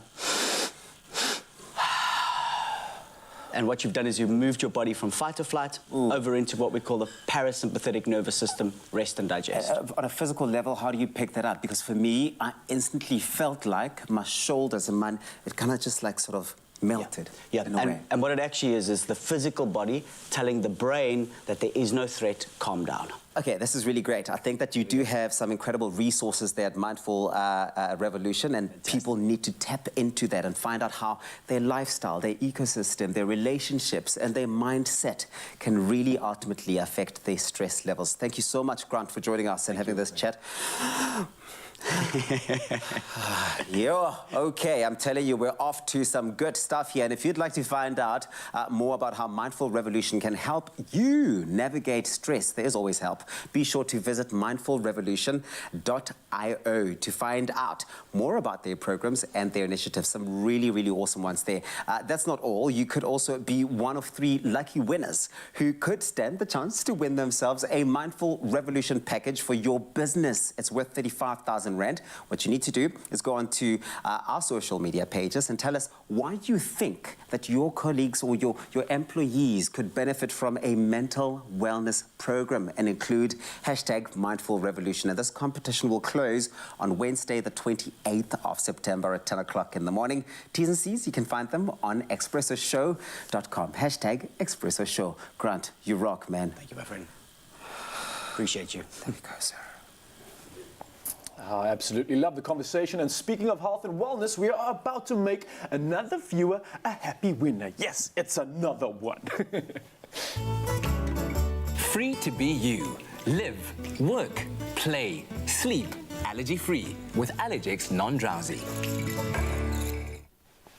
Now, spring, it is in full bloom, and when it comes to allergies, did you know that it is also possible to outgrow them, but it's also possible for allergies to pop up out of nowhere? Now, Allergex Non-Drowsy is asking viewers to share some beautiful yet brutal allergy stories with us for a chance to win, how's this, a 2,000 Rand Take-A-Lot voucher. Nice. Now, we have received so many interesting responses, and we are excited to announce our very lucky winner. All right. Okay. We don't have a drum roll, so I'm going to make the Should drum we roll make a happen. drum Yes, roll? let's do it. It's official. Congratulations to Ashton Aubrey! Yes! This is what Ashton had to say. Had a great lunch with the family. Seafood was on the menu. All was great and dandy until I got home. Oh, no. Turns out, with age, I've developed an allergy to seafood. Seafood. Hashtag Allergex ND. Well, Oh, I can't I can imagine how relate. brutal that must be, terrible. especially with the beautiful taste coming from the ocean. But listen to this. We have him on the line right now. Ashton, are you there? Ashton! Morning, Ashton. Oh, it seems like we don't have Ashton Got on the cold line feet. right now, but it's okay. I hope he Here's doesn't the have another winner. allergy. Oh, no. Listen, thank you for sharing that story. Yeah. I can relate. That happened to me in 2020, Oh, yeah? where all my life I had no issue being able to eat seafood, and then boom. It's just the worst allergy. I now have to stay completely far away from seafood. And it's not a great allergy, especially if you're a lover of sushi, especially if you're a lover of calamari. Can you imagine? I can't have any of that Listen, anymore. I'm dying to hear from Ashton. I'm just going to try once more because I want him to share in these celebrations. Let's see if we can get him on the line. I'm going to try to ring him up again on my cellular device. Just give me a second if I can find him. Ashton, are you there? Good morning. Yes, we got him. Good morning. How you doing, Ashton? I'm feeling yourself. Fantastic. Listen, how does it feel being our winner today? That 2,000 Rand Take-A-Lot voucher is yours. Oh, that's awesome. Thank you very much. And the reason, of course, is because you shared the story of us about the seafood. Are you missing seafood at all, Ashton? Oh, definitely. What's the thing you miss most? Everything. Oh, I'm so sorry. Well, look, I think as a compensation, at least you're getting that 2,000 Rand Take-A-Lot voucher, so that should definitely put a smile on your dial. What are you planning on getting from Take-A-Lot? Man, I've got a few things on the wish list, but obviously my kids come first. So, yeah, a lot of things they need for school. I think it's going to be for back to school for next year. Oh, thank you. nice. Oh, Ashton, that's so sweet. You know, it's such a dad putting the kids and the family first. Hopefully, out of that 2,000 Rand voucher, you'll get a little something for yourself. You deserve it. You do deserve it. Thank you. Have a beautiful day, Ashton. And I know you're not going to miss seafood, but you're definitely going to enjoy spending all your moolah. Now, you also, Mzansi, could be a winner too. And see how easy that was. You just literally have to keep those comments coming in and enter the competition. If you're figuring out how to become a winner, well, here's how. Check it out. Spring is glory. Oh, sorry. Oh, bless you, man. Bless you. Unless you suffer from allergies. But that has all changed with Allergex Non-Drowsy and the wonders of spring competition on Expresso this September. So stand a chance to win a daily giveaway Monday to Friday of a 2,000 Rand Take-A-Lot voucher to spend on the best outdoor living gear. I love that. So answer the weekly question on the Expresso Facebook or Twitter pages and include that all-important Allergex ND. The competition runs from the 1st till the 28th of September, and those terms and conditions do apply. Good luck and bless you, man.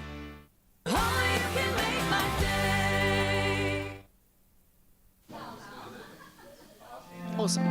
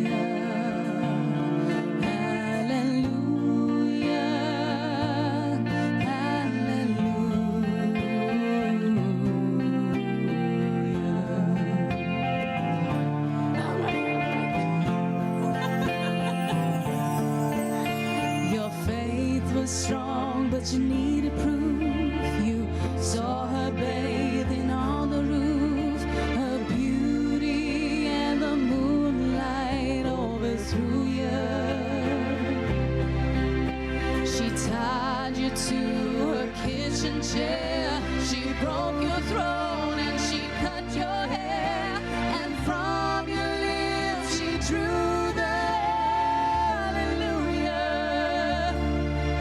hallelujah, hallelujah.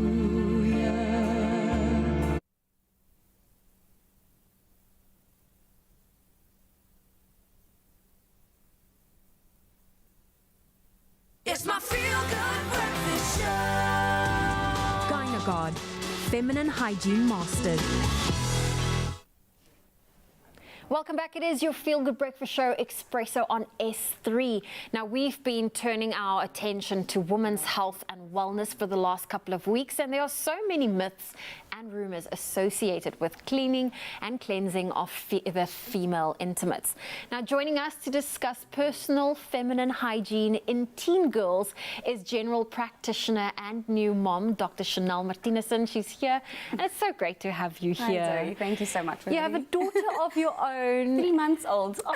The cutest little girl, but I know that we are here to talk about, young girls. And I think as young girls, when we were young, we were quite embarrassed to talk about, your intimate parts and your hygiene around there. Yeah. It's not discussions that gets had often. Yeah. Why do you think it is? Why are we embarrassed as girls to talk about it? I think the shame comes in. It's a bit a shameful topic because I think parents don't speak about it to their kids. I think the parents are a bit awkward to speak about it as well. So I think if parents are just from a young age start to talk about it and actually take that shame away and make it less of a taboo topic to speak about, then because parents make it like a hush-hush thing. Don't say vagina, don't say this, don't, it's the S word, so I think it's just become a shameful topic because parents don't want to speak about it, which is also why I started my own women's wellness platform called the F Word to speak about these things openly and more comfortably. And you know what? We need to have these conversations so that there's nothing, and in fact, there's nothing to be embarrassed about. Yeah. We're all women. We all go through this, and it's such an essential part. Now, how would you help a parent to be able to have these conversations with their daughter? It's a conversation you're going to be having. It's something I've been thinking about. Yeah, with your daughter. Yes, because now that she's 3 months, I was thinking, when do I actually start to speak about these things? I think that parents should start making it a comfortable conversation around the dinner table, speaking about it in general. It mustn't be a go to your room, speak about the birds and the bees, it should be an open conversation. The girl things must be spoken about to the boy things must be spoken about to the girls. Both need to know what's going on because that little girl is going to become a mom like me now who has a girl, and that son is going to become a dad one day with a daughter. So I think they need to speak about it more openly. There's a saying that says 8 is too late. So you need to start from 8 years old, from before 8 years old, because girls are starting to menstruate earlier, so they need to understand what's going to happen in their bodies, and they'll be more comfortable once they actually know what to expect. And I love that you say this is not just a conversation for the girls, Yes. it's a conversation for sons and daughters. Yes. And I love that you mentioned this needs to be a conversation, not just a once-off one, but open continuous. all the time. Yes. Continuous, Yeah. there we go. It's a normal conversation. Normal conversation. And it helps when you have products that makes it so much easier. Yes. So I wanted to know from you, what are some of the most common myths associated with when it comes to female hygiene, so there especially are- your private parts? Yes, especially we'll focus on this today. But there are many. The 3 that I want to focus on is, I call it wash, wipe, and wax. Okay. So the washing is, girls think they need to scrub the vagina, like the intimate part. You don't have to scrub it. And you should not be using soap to scrub it. You should actually just be water is perfectly fine.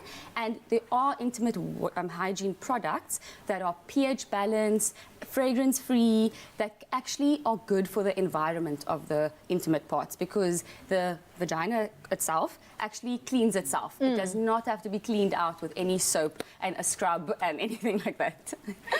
So that was the wash part. Yes. You mentioned 3. I want to now know all 3. The wipe part is many girls are not taught to wipe when they go to the bathroom. They're not taught to wipe from the front to the back. Many girls wipe from the back to the front, and they actually introduce the organisms from the anus, from the back, to the front, and that's two completely different environments. So that's when girls get more bladder infections and rashes and discharge, because they're disrupting the pH balance of the intimate part. And then that's wipe. That's so wiping from front to back, and only once, not back and forth, back and forth.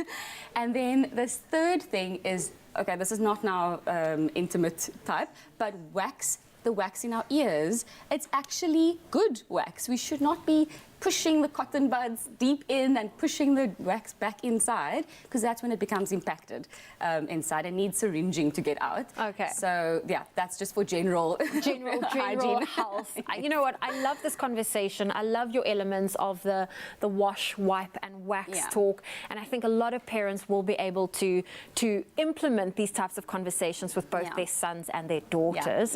Now we have, of course, GynaGuard, which is a unscented fragrance. It's also got, it is soap-free, which is what you recommended in terms of different types of things that parents can get their kids. Yes. Well, Chanel, it's so great to have you here. Thank you for joining us for today's conversation. And give your sweet little girl a big fat kiss from Auntie Zozo. I will. Now, there are different types of conversations that also allow girls to be taught the correct way to create and maintain good personal feminine hygiene. Now, we have given you the chance to win a 1,000 Rand GynaGuard hamper by answering our social media competition question. And last week, we asked you, what do you think is the most common mistakes that women make when it comes to their personal hygiene? And we are so excited to announce our next lucky winner. Can we say congratulations to Noluthando Dlala? Now, this is what Noluthando said. The most common mistake women make is definitely taking advice from social media on how to take care of their personal hygiene. Ladies, learn your own body. What works for one person might not work for you. Hashtag GynaGuard, hashtag feminine hygiene, hashtag Expresso show. Now we actually have Noluthando on the line. Good morning, Noluthando. Good morning. Oh, you know what? You still sound slightly asleep. Do you know that you've just won yourself that GynaGuard hamper? How does it feel? It feels so good. Thank you so much. Oh, you are most welcome. I love the comment you made. Why is it so important to you to follow, good feminine hygiene and to trust yourself and your own body? It's very important for me to follow feminine hygiene because I see a lot of women make a lot of mistakes when it comes to their bodies, because they follow what everyone else is doing instead of just doing their own thing and investing in their own products. Oh, well, Noluthando, that is why you are today's winner. Congratulations and enjoy your GynaGuard hamper. Thank you. Well, there you have it. If you want to be like Noluthando, you can stand a chance to win your own GynaGuard hamper to the value of 1,000 Rand. And we're giving these away weekly. Simply tell us how and when you think parents should discuss personal feminine hygiene with their teenage daughters by replying to the competition post on the Expresso Facebook or Twitter page. And don't forget to include those hashtags GynaGuard and feminine hygiene. The competition will close on the 19th of September. There are some T's and C's that can be found on our website, expressoshow.com. GynaGuard, feminine hygiene mastered. All right, time for us to get into some jams this morning because Berry is in the house and she's brought along with her Yuan and Vian, who are going to be performing for us some delightful sounds and tunes that you are going to love. She's about to get our hearts in the feels with a rendition of Hallelujah by Leonard Cohen. Take it away, guys.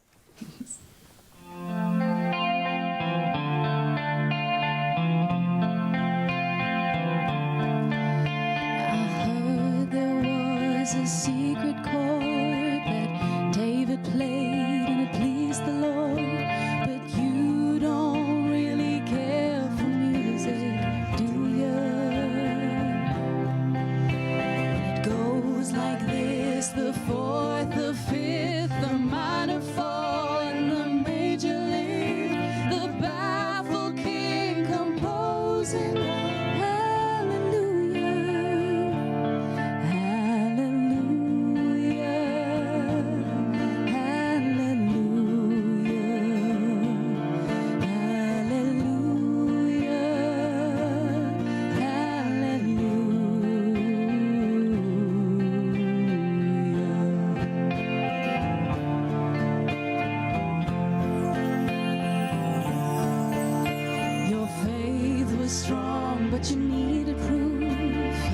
saw her bathing on the roof, her beauty and the moonlight overthrew you.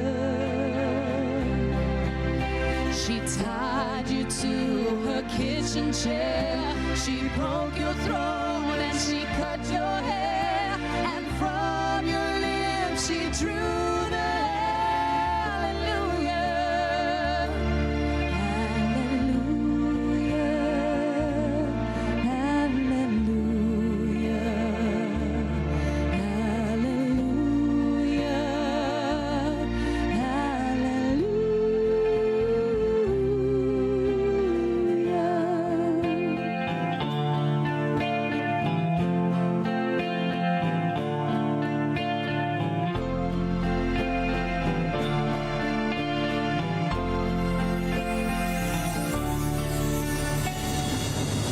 Baby, I've been here before. I know this room and I've walked this floor. I used to live alone before I knew you. I've seen your flag on the marble arch, and love is not a victory march. It's a cold and it's a broken hallelujah.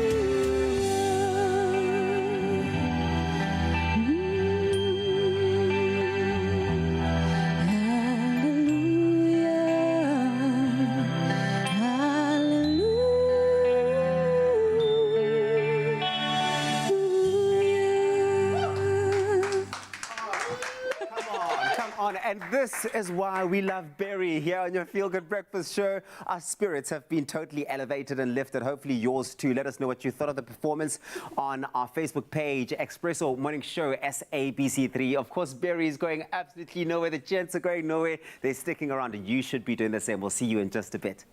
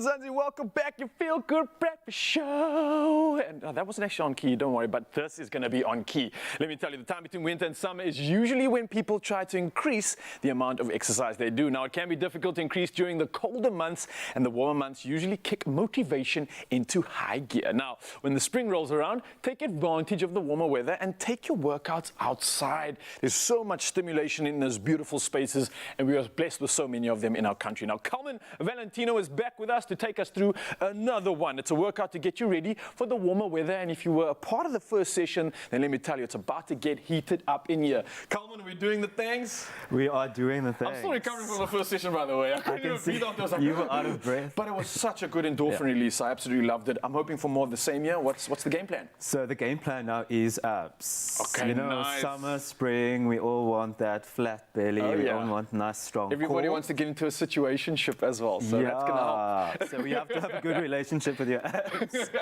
on the beach or wherever you want to show them off. Nice. So what's the first move? What are we doing? The first move we're going to do, I'm going to take you through some of my favorite ab exercises. Okay. Especially, you can throw them in with HIIT, you can throw them in with your routines. So you can mix it up, use timing, or you can use reps as well. So pretty much anywhere you can do these? Yeah, anywhere. Okay, beautiful. So the first one is a nice, simple plank. You're going to go down for me. All right, into the plank position. Yeah, into the plank position. And our plank, I'm going to show you a few details. You're just going to lift your heels slightly forward here. No, keep the toes, but lift the heels. Yeah. Walk your hands forward a little bit more. And then there we go. You're doing the right thing here, tucking in the navel, shoulders a little bit forward. That's your shoulders. Oh, Keep just the hands the shoulders. there. Oh, there we go. Grip the fingertips, spread the fingers nice and wide there for me. There we go. And I kind of want you to hug in here. You just stepped the plank up on another level here. Check out, I'm shaking. Yeah. So that's my first favorite exercise is planking. For those of you who are a little bit beginner with exercise, you can put your knees down like this. I'm going to show you, but Riley's going to stay there. He's going to Put try your to knees stay there. there. You can keep your hips in line with your shoulders if you're doing the beginner one here. And then if you want to go super advanced, Ryle, you can lift your right hand and lift your left leg. 2-point plank here. Wow. Super advanced. Nice. There we go. Can you breathe? Can you talk? I don't know if I can, but I know Tapiso's trying it out right now, and he looks like he's absolutely slaying it. Amen. And bring it down. There you go. So that is my plank, one of my favorite exercises. So you can vary it up as much as you like, of course. Let me just say, there's a plank and then there's the plank, and the way plank. you do it properly really makes a difference. That's especially small those little cues. details. Yeah, brilliant Activation. stuff. Absolutely loved it. My next one is quite a difficult one. We're going to go onto our backs for Was this. that not difficult? No. Okay. That was a warm-up. So you're going to lay in a star position here, All right. feet up, hands up as well, shoulders off the ground, bring your feet together. And then you're going to put your palms down on the ground. We're going to do an infinity sign with the legs. You're going to go draw a circle here, bring it down the center, draw a circle over the right, up, draw a circle, bring it down the center, the toes facing the direction that your feet are going. There we go. Infinity leg raise. Favorite one for the lower abs here. I want some infinity abs after this. I can already feel it. The go. body's shaking. Is that normal? Yes. Especially if you're not properly warmed up, so it should be nice and warmed up. So that's the infinity one there, one of my favorites. We're going to stay on my back for upper abs here for a nice crunch. Knees 90 degrees, feet flexed. Let's see if you can bring your elbows up to your knees here. Chin to chest, elbows up to the knees. The third favorite exercise. There we go. Elbows up to the knees. Let me see you get higher. There we go. Touch the top of your knees. There we go. How many of these are we doing in total? We're not doing reps. I'm just showing the exercises, but you can continue. All right, but in terms of a There we go. workout, what would you suggest would be a good I amount? would consider like 8, or if you want to put it on a timer, like 30 seconds, All right. 15 seconds, depending, 1 minute maybe. Ooh, 1 minute will And then you definitely get can those relax. abs popping for sure. And then would you go for like one set of each, or do you want to kind of increase that intensity and do more? It depends if you're beginner, if you're advanced, you can increase it. You can do 3 exercises, 1 minute each, 30 seconds each, 20 seconds each. Take a 30-second rest or take a 1 minute rest and then repeat it over again 3 times over. Man, I had a belly when I came here, and now all of a sudden, bam, bam, bam. That's got the backpack, and that's thanks to you, Carmen. Came out of nowhere. Absolutely love the session, Zanzi. I hope you enjoyed. This man is an absolute specialist. If you want to get some more workouts on, then find him online. Carmen Valentino is is exceptional when it comes to finding the perfect form and getting the best bang for your buck. I absolutely love this morning. That's how you start your Monday. Want some more? And hopefully you'll get your ab situation on after this. Well, it is so amazing how Thabiso is always the loudest on set, exercising his vocal lungs like Raal is busy exercising his body. Now, this week we are celebrating spring with an Indian high tea brought to you by Golden Cloud. And to kickstart this celebration, we are also making aloo paratha served with ginger chai. Now in Hindi, aloo means potatoes and paratha means layered flatbreads. Now aloo paratha is popular Indian flatbread stuffed with a delicious spiced potato mixture, rolled and then fried with a generous amount of ghee. Now Sadika Fakir from Tiger Brands is here to show us how to prepare this wholesome bite. Sadika, it's so great to have you here. Thanks so much for having me. We're bringing you into the noise of the Expresso studio. Fantastic. Oh, I love this. And of course, am I pronouncing it correctly? The paratha. Aloo paratha. Paratha. Yeah, so there's kind of emphasis on the TH. Aloo paratha. And this is a common breakfast dish, but you serve it for high teas. It's basically edible any time of the day, and there's no calorie counting when it comes to aloo paratha. We don't count calories with this. Not at all. So let's get started. Okay. Ultimately, you need your Golden Cloud flour, of course. And I think the important thing is the versatility of Golden Cloud here. The importance is you can use it for Eastern, Western, Middle Eastern, South African, French cuisine. With Diwali coming up as well within the Indian community, I think it's critical that we're inspiring all of these wonderful Indian snacks and treats. So we can get 2 cups of flour in there. Okay, 2 cups in for us. And then I think the trick that most people battle with my paratha is like stiff and not smooth enough. Okay. The secret is first 3 tablespoons of melted liquid ghee or clarified butter. Clarified butter is basically made from butter being melted, the whey taken off, so it's purified butter. Oh, fantastic. So I'm going to add that to 3 our tablespoons flour. first, yeah. You can leave a little bit off, yeah. We're going to put the rest just now. And you're going to get that into a breadcrumb texture. That's it. Can I add our salt and a little bit of sugar? Yes, you can go ahead, do that. I'm mixing up our filling. I've added in all of my greens and my onions and my mint. And with this filling, is this a traditional filling or can you really play around with the fragrances? Of course, and this is the innovation of a paratha. It's basically a stuffed piece of dough. So we're going for a vegetarian one, a very traditional one. On the streets of India, you can go with keema, which is mince, or you can go with the keema and potato. I've seen big innovations with the cheese. So cheddar cheese and this, it works. It absolutely works. And then I always say that you're the master of your heat destiny. All Indian food's not hot. You can control it. You can control the heat. Absolutely. And you control heat by the heat agents, which is green chili and chili powder in this case. So that's perfect. You can add the rest of the ghee in, Zoe. I'll add the rest for us. I love that you're taking me through the step because if it was up to me, I would have added everything. All of it in, right? All at once. Perfect. Put that in, and now you're going to add in another secret: boiling hot water. Now you've got to play around. It's probably a cup of hot water first, and then we'll look to see if the dough is pliable and sticky. So I'm going to add just a little bit. What texture are we looking for? A soft like dough. A pliable, soft like dough. Okay. I'm going to add in my dry spices here, and this is the whole range of all of our spices, and the recipe is available on the website. So I'm just going to pour in turmeric. I don't think I could ever do my nails because of the amount of Indian food I use. There's a yellow tint to the fingertips. Always. And I think the thing about aloo is it absorbs all the flavor that you put in. So ensure that you season well with salt and your flavoring agents. So I'm almost done here, mixing up.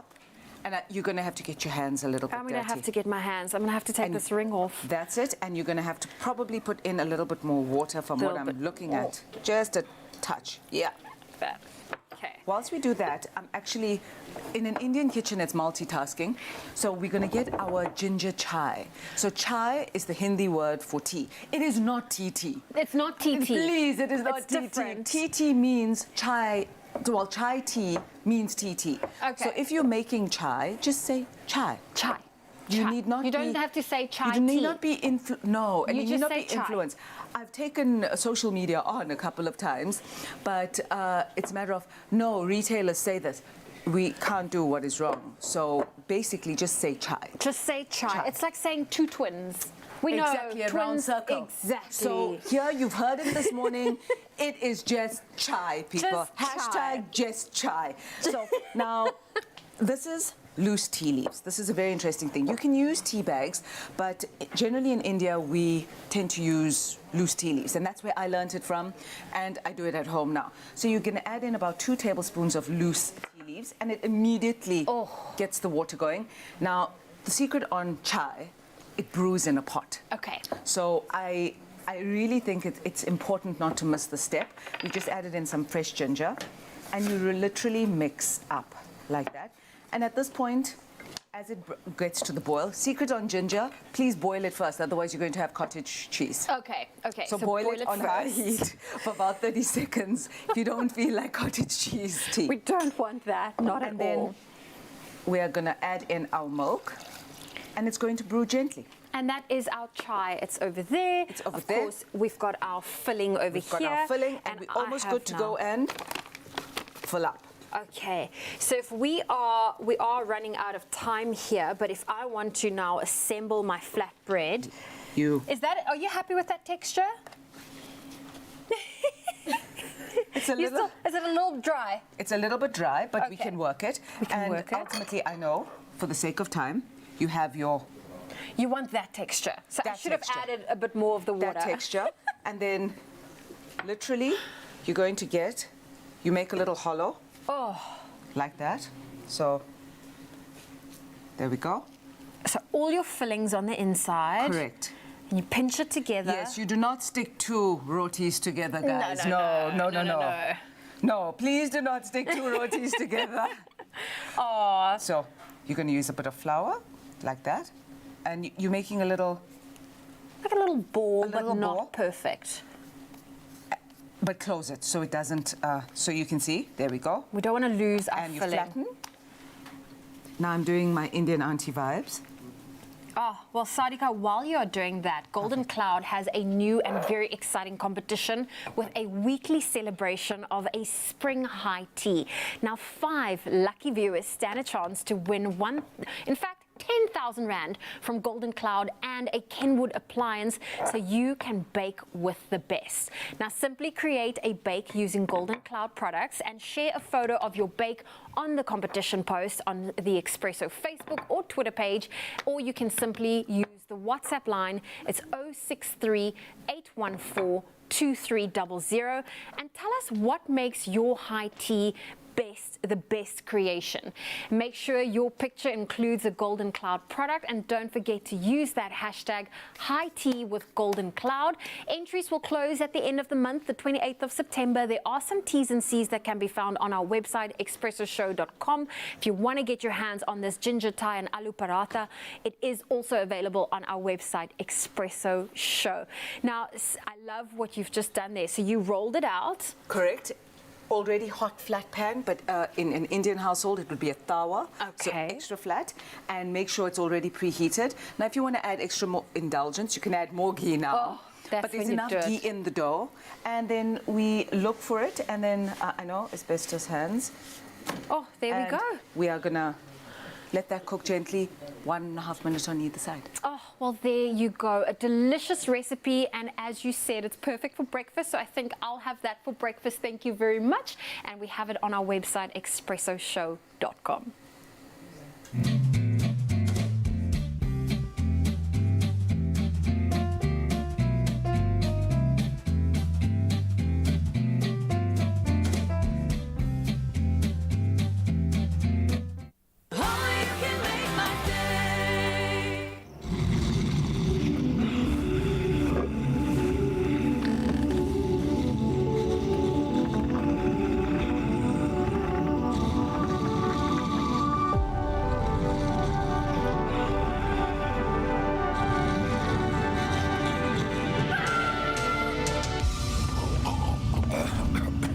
Defeat your mucus monster. Mucofizz. Loosen mucus and phlegm for clearer airways. Brought to you by Pharmacodynamics.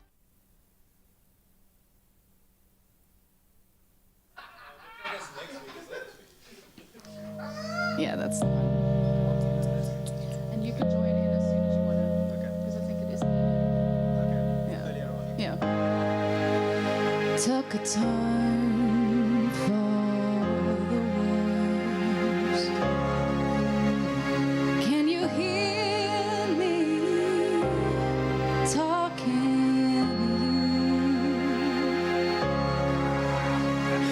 to you? You held my hand through all my mistakes. Maybe from after this. Help me find myself when I couldn't find my place. Can't run from you.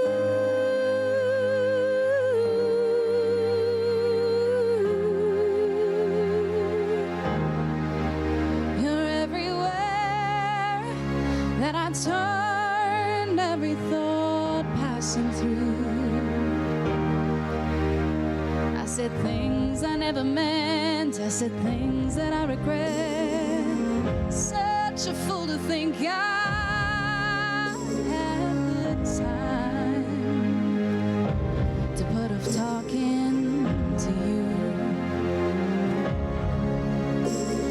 Now here I am, I'm such a mess with all this guilt.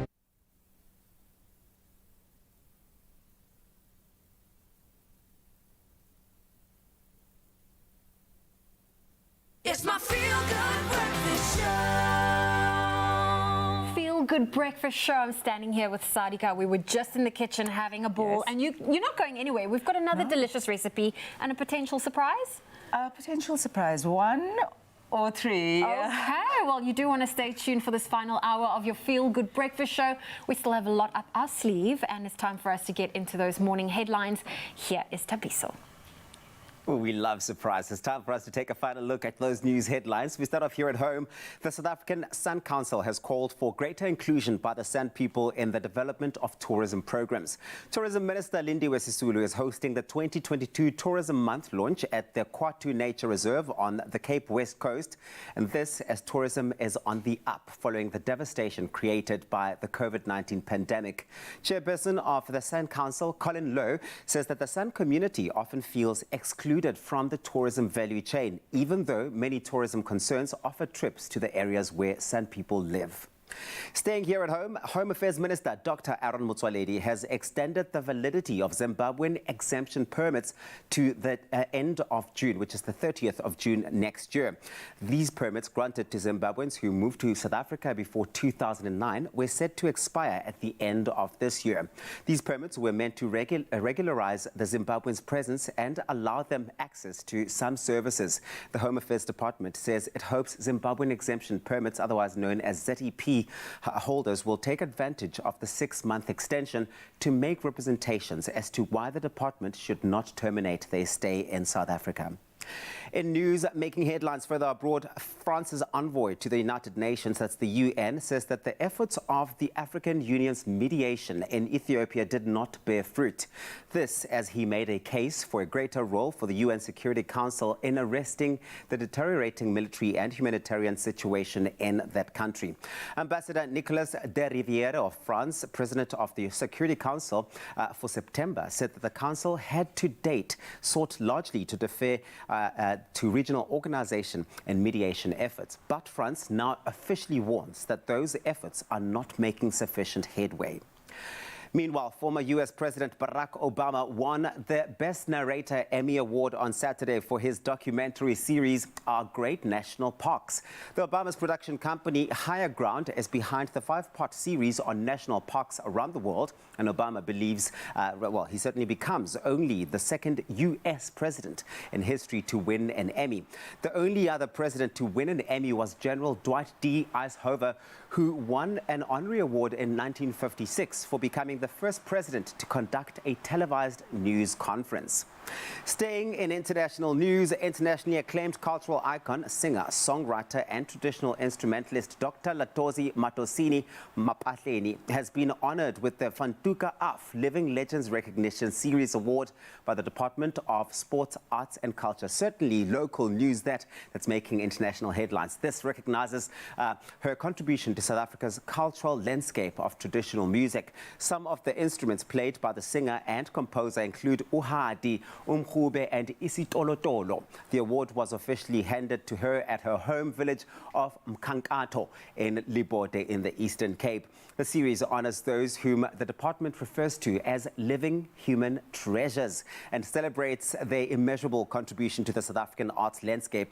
And previous recipients of this particular award and honor are celebrated author and poet Professor Piti Kantuli and world-renowned wordsmith and social and cultural activist James Matthews. Although she never attended formal schooling, she pursued her love for music, and in 2020 the University of Rhodes bestowed upon her an honorary degree in music. Congratulations, Dr. Matosini, who has been honored there by the Department of Arts and Culture. That's where we leave it for this morning. Here is a final look at your sports with Ryle.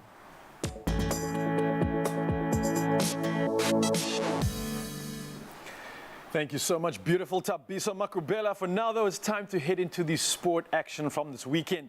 Now, with the rugby news, the Springboks will have to change their plans for the remainder of the test season after receiving news that Lukanya may not play again this year.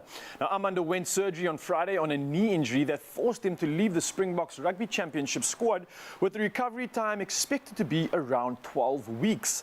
Now, this puts a damper on the otherwise very successful weekend for the Boks, following their 24-8 win over the Wallabies, in which debutant Kane Moody scored an absolutely electric try to mark the occasion. And from our rugby news, we head over to the soccer action, and in local soccer news, Royal AM capitalizing on the top three that have slipped up, and they've risen to the top of the DStv Premiership after a weekend of action in which the big three of Mamelodi Sundowns, Kaizer Chiefs and Orlando Pirates all failed to win. Now, the round opened on Friday evening with a headline-grabbing 2-1 home win for SuperSport United, this over champions Mamelodi Sundowns. Saturday also saw Royal AM rise to the top of the standings by defeating Sekhukhune United 2-1 as they took full advantage of AmaZulu being held to a 0-0 draw by Kaizer Chiefs. In other results, Cape Town City, Richards Bay and Golden Arrows all won on Saturday as well. Now, Sunday action saw Orlando Pirates suffer a shock 1-0 defeat, and this to Maritzburg United, which left them 2 points off the top of the table. Now, from our local soccer action, we head abroad to Europe, and in soccer news, Marcus Rashford struck twice as United fans must be celebrating. They made it 4 wins in a row and ended Arsenal's perfect start to the Premier League season with a 3-1 victory at Old Trafford. Now, United are down just 3 points off the Gunners as a result. And with other news coming from Europe, the other standout clash of the weekend definitely saw Everton and Liverpool to only a draw at 0-0 in the Merseyside derby, this leaving the Reds with just 2 wins from their first 6 games. In other news, the superstar that has just flown in, Erling Haaland, scored his 10th goal already of the season, but that was cancelled out by Leon Bailey as Man City drew 1-1 with Aston Villa. Chelsea beat West Ham 2-1 in a London derby, with Spurs beating Fulham by the exact same scoreline. Now, in other sporting action, we head over to Formula One, where world champion and runaway series leader Max Verstappen stayed cool to ride his luck and claim a dramatic victory for Red Bull at the Dutch Grand Prix. Now, Verstappen had to pass Lewis Hamilton's Mercedes after a late safety car period to take his 10th win in 15 races this year and extend his lead to 109 points. And the other side of the saga, Hamilton, who led just 20 laps to go, was left fuming after Mercedes failed to change his tyres during the caution period. Now, this left him vulnerable and allowed teammate George Russell and Ferrari's Charles Leclerc to pass him after the restart to take the other podium places. Mike Pedro's finally in studio, so we're going to be chatting about some of the action this weekend. But for now, though, a lot of you on the roads must be figuring and wondering what's happening. So here's Zoe with the latest when it comes to traffic.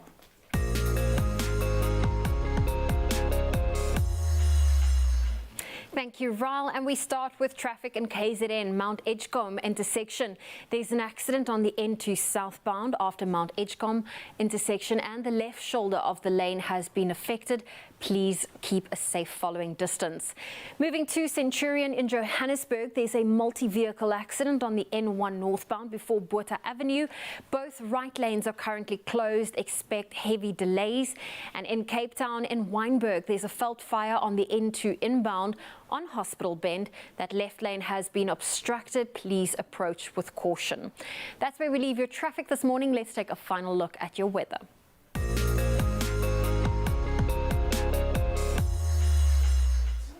And the SA Weather Service have issued a warning for damaging winds and waves leading to difficulty in navigation at sea between Alexander Bay and Plettenberg Bay in the Western Cape until today. In the Cape Metro, there have been reports of trees being toppled in Kuils River. Cape Town Disaster Risk Management spokesperson Charlotte Powell say the centre will be monitoring all reports coming in. A cold front made landfall in the early hours of yesterday morning, causing cold, wet and stormy weather conditions. The Weather Service says the situation will persist today with wet, very windy and cold conditions expected over the western parts of the Western and Northern Cape today. Low-level snowfall can also occur on the Western Cape Mountains and in Sutherland. And for our final weather update this morning, let's take a look at your sunrise views. Wendy Witboy shared this photo from Cradock. Just look at that beautiful lavender color sky. Johannes Tambour shared this stunning yellow morning sky from Sonskopopkoms in Plettenberg on his way to work this morning. Molefi shared this moody photo of the sky and clouds above her home in Balfour North. And finally, we have this stunning photo sent in by one of our regulars, Brad from Scottborough. What a refreshing sunrise view. Thank you for that, Brad. And if you would love to send through your sunrise views, please do so on our WhatsApp line. Our number is 063 408 8863. Let's get into those temperatures one last time for today. Polokwane, sunny, a low of 13, a high of 32. Mbombela, 14 with a high of 38. Pretoria 15, 29. Johannesburg 12 with a high of 27.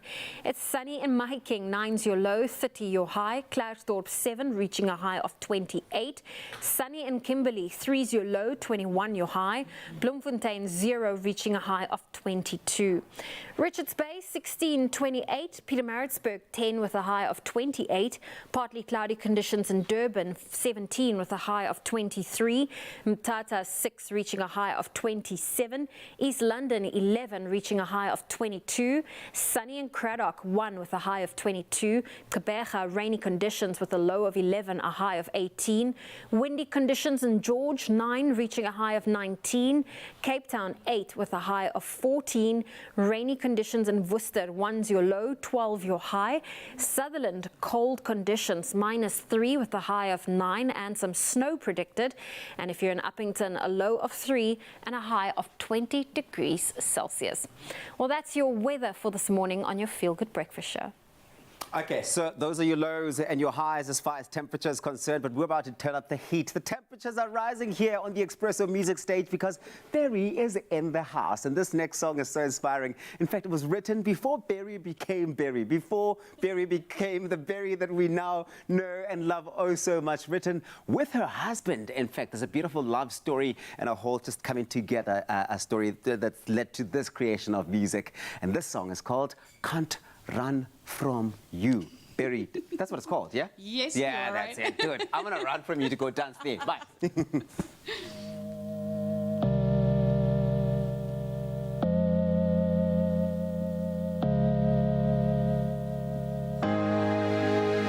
Took a turn for the worst. Can you hear me talking to you?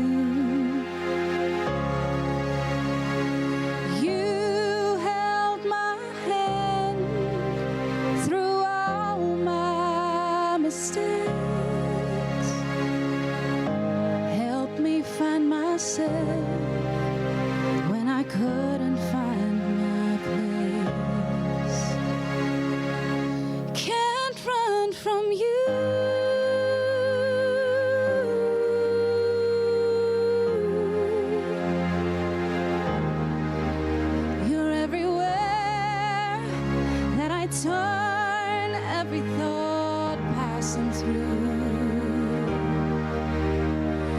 said things I never meant. I said things that I regret. Such a fool to think I had the time to put off talking to you.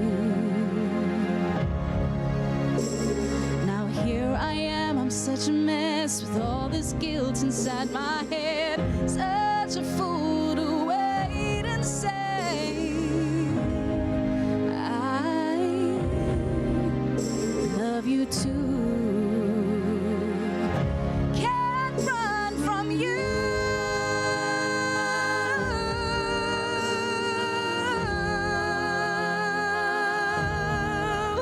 You're everywhere that I turn, every thought passing through. I can't run from you.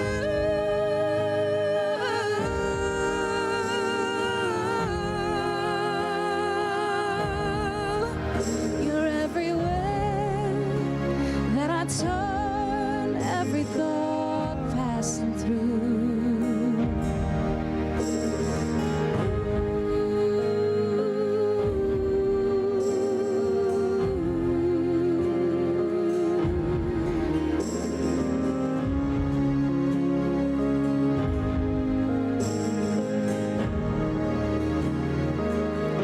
Can't run from you.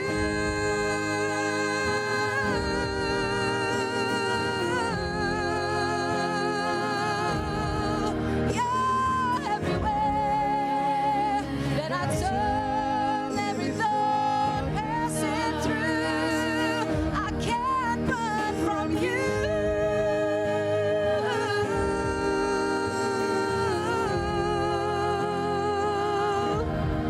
You're everywhere that I turn, every thought passing through.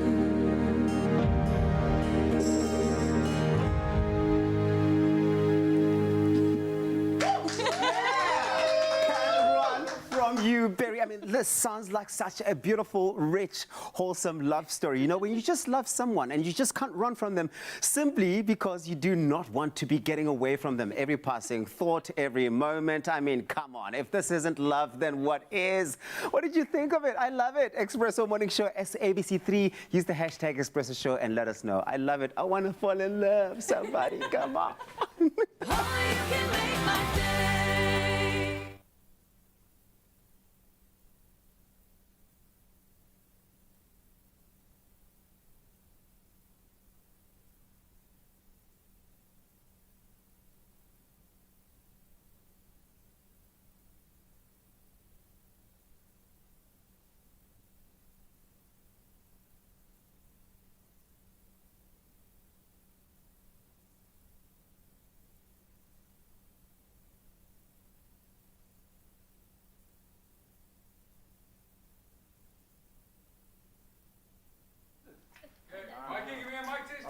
One, two, 1, 2. Hello, hello. Liverpool suck.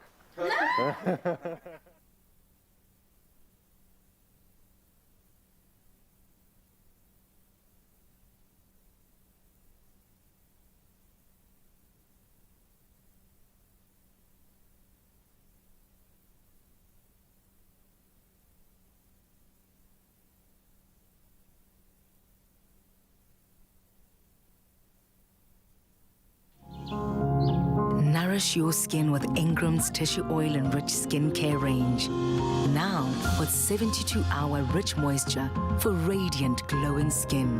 New look Ingram's. Your skin, your brave. It's my feel-good breakfast show.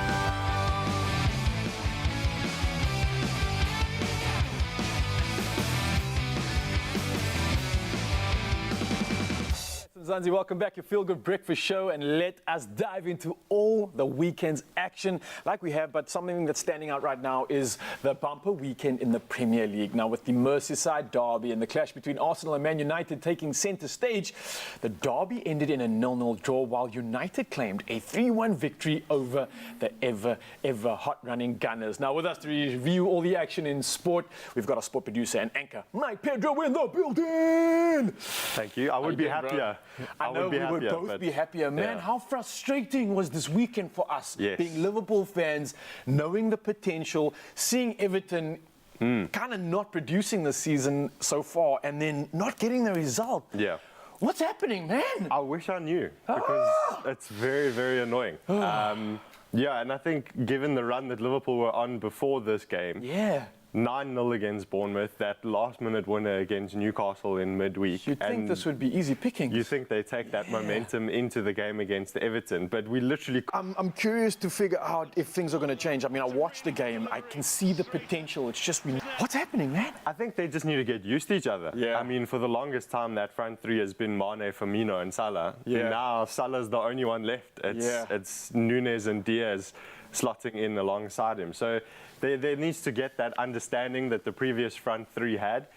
Personally, I would have started Firmino ahead of Nunes. 100%, yeah. Just because of the form that he's been in the past 2 matches, and have Nunes come on sort of as an impact substitution. But I think they just need to find their feet. I think this is a season of kind of rebuilding in a way for Liverpool, having lost Mane.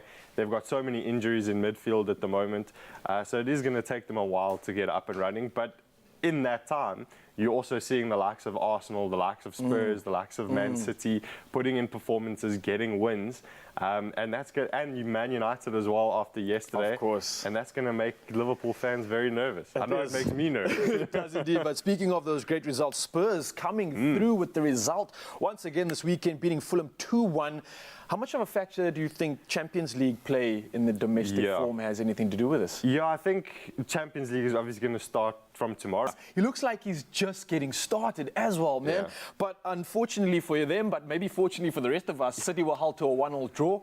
What's your making of the weekend's game? I mean, that was Gerrard's men, right? Yes. Oh, I'm impressed. I'm impressed. So, a massive result for Steven Gerrard, because he's been under there. There was a shot from Philippe Coutinho that was ruled out for offside. I don't know. The whistle had gone already, so matches. But Erling Haaland is just another animal. This guy is insane. I think he has about 7 touches in a game, and he scores with like 4 of them. So his ratio is insane. He's too strong, too fast, too big. But let's talk about the game that everybody wants to hear about. United finally stomping the Gunners after the incredible start to the season. And without Ronaldo, a resurgence from Rashford after being injury-free, after not having a great season last season. Where's this guy been? Yeah, well, I think this is Benny McCarthy. Hey, Benny! Benny's in the 18 area, and he's showing. Rashford's now showing what he can do now that he's fit. And United are sort of playing into that in their style of play. They're happy to be a little bit more defensive, play on the counter-attack with the likes of Rashford and Sancho up front that can beat defenders for pace. And they're solid in defence. Lisandro Martinez, there were a couple of question marks about his signing, especially after that Brentford game. But him and Varane seem to be the go-to partnership at centre-back. And for Arsenal, I think this was their first real test. Everyone was saying you can see Mikel Arteta's vision coming through. This was their first real test of the season, and unfortunately for them, they failed it. And I think that'll concern a lot of Arsenal fans, because if you want to finish in and around the top half of the table, you've got to beat the teams that are going to finish in that area as well. It's no use just beating the guys towards the bottom and losing to everyone in the top 4. So a lot of work for Arsenal still to do, but unfortunately, Man United are on the right track at the moment. They are indeed, and I know a lot of United fans are suddenly supporting soccer again. Yes, they've just come out the woodwork. I didn't even know half of them existed up until yesterday, but incredible stuff, Mike. Thank you again for bringing all the action and giving us more detail into this. Of course, the Premier League is heating up. It's anyone's race at this point in time, and we're going to dive into more of that action as soon as it continues this week. Champions League is on its way, but for now, we're going to head back to the kitchen. Thank you so much, Riley Ryle. Okay, so we're making something really delicious in the kitchen this morning. Ooh, okay, you're going to love them. These speedy chocolate and berry flatbreads.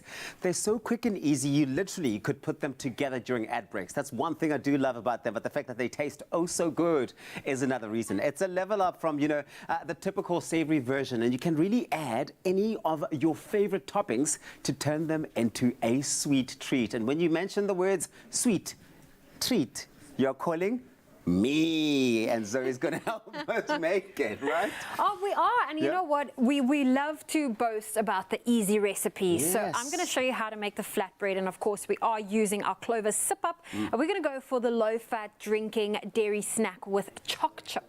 So that's the flavor we're going for. So we've got some flour. We're going to mix our dry ingredients first, add a bit of sugar, a little dash of salt. And then we're going to add our liquids. Okay, so our Sip Up's going in there. What I do love about Sip Up for me is the fact that if you're looking, for a drink to keep you going on the go throughout the day, simply grab any of your favorite Sip Up flavors. Honestly, they really do go a long way. They go a mile or a couple of miles. They're really, really so good. I love that. Thanks, Zoe. This is actually one of my favorite ones, the choc chip one. The choc chip one, is that one of your favorites? So I've got the pan on here, and we're simply going to roll out our flatbread. So you're going to give this a good mixture until you end up with this consistency that we are looking for our flatbread. Beautiful. So I'm going to use this just to get it out for us, and then we're going to roll it. Great. Well, listen, we've made this super easy for you. If you're looking for the recipe, go onto expressoshow.com. On there, you're going to find a list of all of the ingredients. Honestly, we've listed everything, and there are very few ingredients you'll need for this one. That's how simple it is. All of the ingredients, as well as how to put it all together and bring it together. Bring it together. There we go. I'm rolling it in our flatbread shape. How big do you like your flatbreads? Oh, Mescat, when it comes to sweet treats, like the bigger the better. Okay. Go as big as you can. We're just going to fry it up in a little bit of oil. Yeah. There we go. Oh, so it's the trick to not get too much oil. Not too much oil. You just want to fry it up. Of course, the shape keeps changing, but that's the beauty of a flatbread. And no one's complaining because that's how big it's going to be as well. Might shrink a little, but we'll let that cook a bit. Okay, so while that's happening, what I should have been doing actually is then just putting it all together, because our flatbread will come out looking like this, ne? Yes. Okay, cool. And I'd like to think mine would look a little better. Yeah, I think this is what mine would probably look like, is most likely to look like. But if you're making it in a hurry, anything can happen. Give it a bit of a rustic feel. That's what I'll call it. So we get it. Ooh, okay, all right. Okay, so we are just getting all of that goodness on it. Are you okay there? Of course, this is at any person's discretion. It depends on how much of the chocolate spread you want for breakfast. I'm not holding Is this breakfast or a snack? This would be a snack for me. So this would be a treat. So after breakfast, I'd say around that 11 o'clock. 11 o'clock at the office. Especially for us waking up so early. I think so. I think it'd be perfect for that. Then you're adding some of your nuts, and you can use any different types of nuts that you've got at your disposal. So make sure that you really do get that on there. I do like that you can make it healthy, very, very healthy, right? It's a sweet treat, but with some health sort of angle to it. You are just looking for that yummy health element. I am. And then get your berry. We got Berry in studio singing for us, and we're making some berries as well. I like that. I love that. We thought about this. We specifically. You thought about we that. We specifically came up with that. Look how beautiful that looks, Tubbsy. I'm so impressed. Oh, man. That looks amazing. If you want to get your hands on this delicious recipe, we have it available for you. It's on our website, expressoshow.com. Just look for the chocolate and berry flatbread recipe. And if you want to create this for the family, I'm sure this is also something the kids would love to get involved in. Just keep the chocolate spread at bay. It'll be a hit. And honestly, if you make it at the office, you are literally, without a doubt, no jokes, everybody's new favorite person. Oh, yes.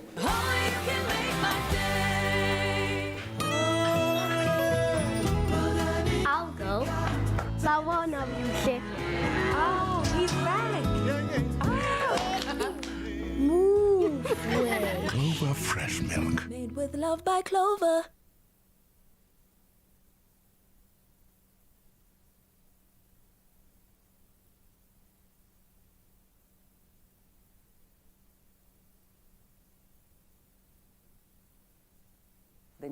Yeah, Give me a mic test, please. Saying testing 1, 2, 3. This is Lillian. Lillian. Talk some more for me. Don't touch it. Lillian. 1, 2, 3. Testing. Testing 1, 2, 3. Perfect. Thank you. Gary? Gary Rathbun, 1, 2, 3. Just had breakfast. No, I haven't had breakfast. Liverpool fan. What else can I say? Sorry for the Man United fan over there. He wasn't this whole year. Really? No. Only up until yesterday.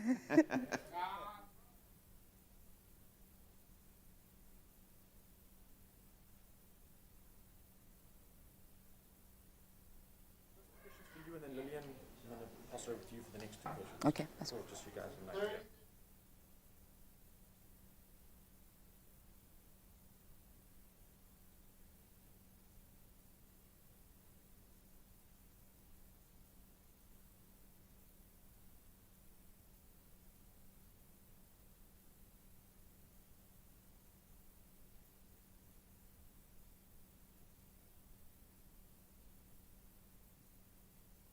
It's my feel-good breakfast show. Yes, Mzansi, welcome back. It's your Feel Good Breakfast Show. And let me tell you, you want to listen to this, especially if you're all the sport enthusiasts, active enthusiasts, or anyone that wants to get into the game. Now, listen to this. The Cape Town International Convention Centre hosts the highly anticipated All Sport Expo this weekend. Now, visitors to the expo are in for an absolutely unique experience where a wide range of sport retailers, as well as health and wellness practitioners, will showcase the latest products, including sport equipment, activewear, and cutting-edge technology, all under one roof. Where do I sign up? Now, just in case you're wondering what this is all about, here's a bit more of what you can expect.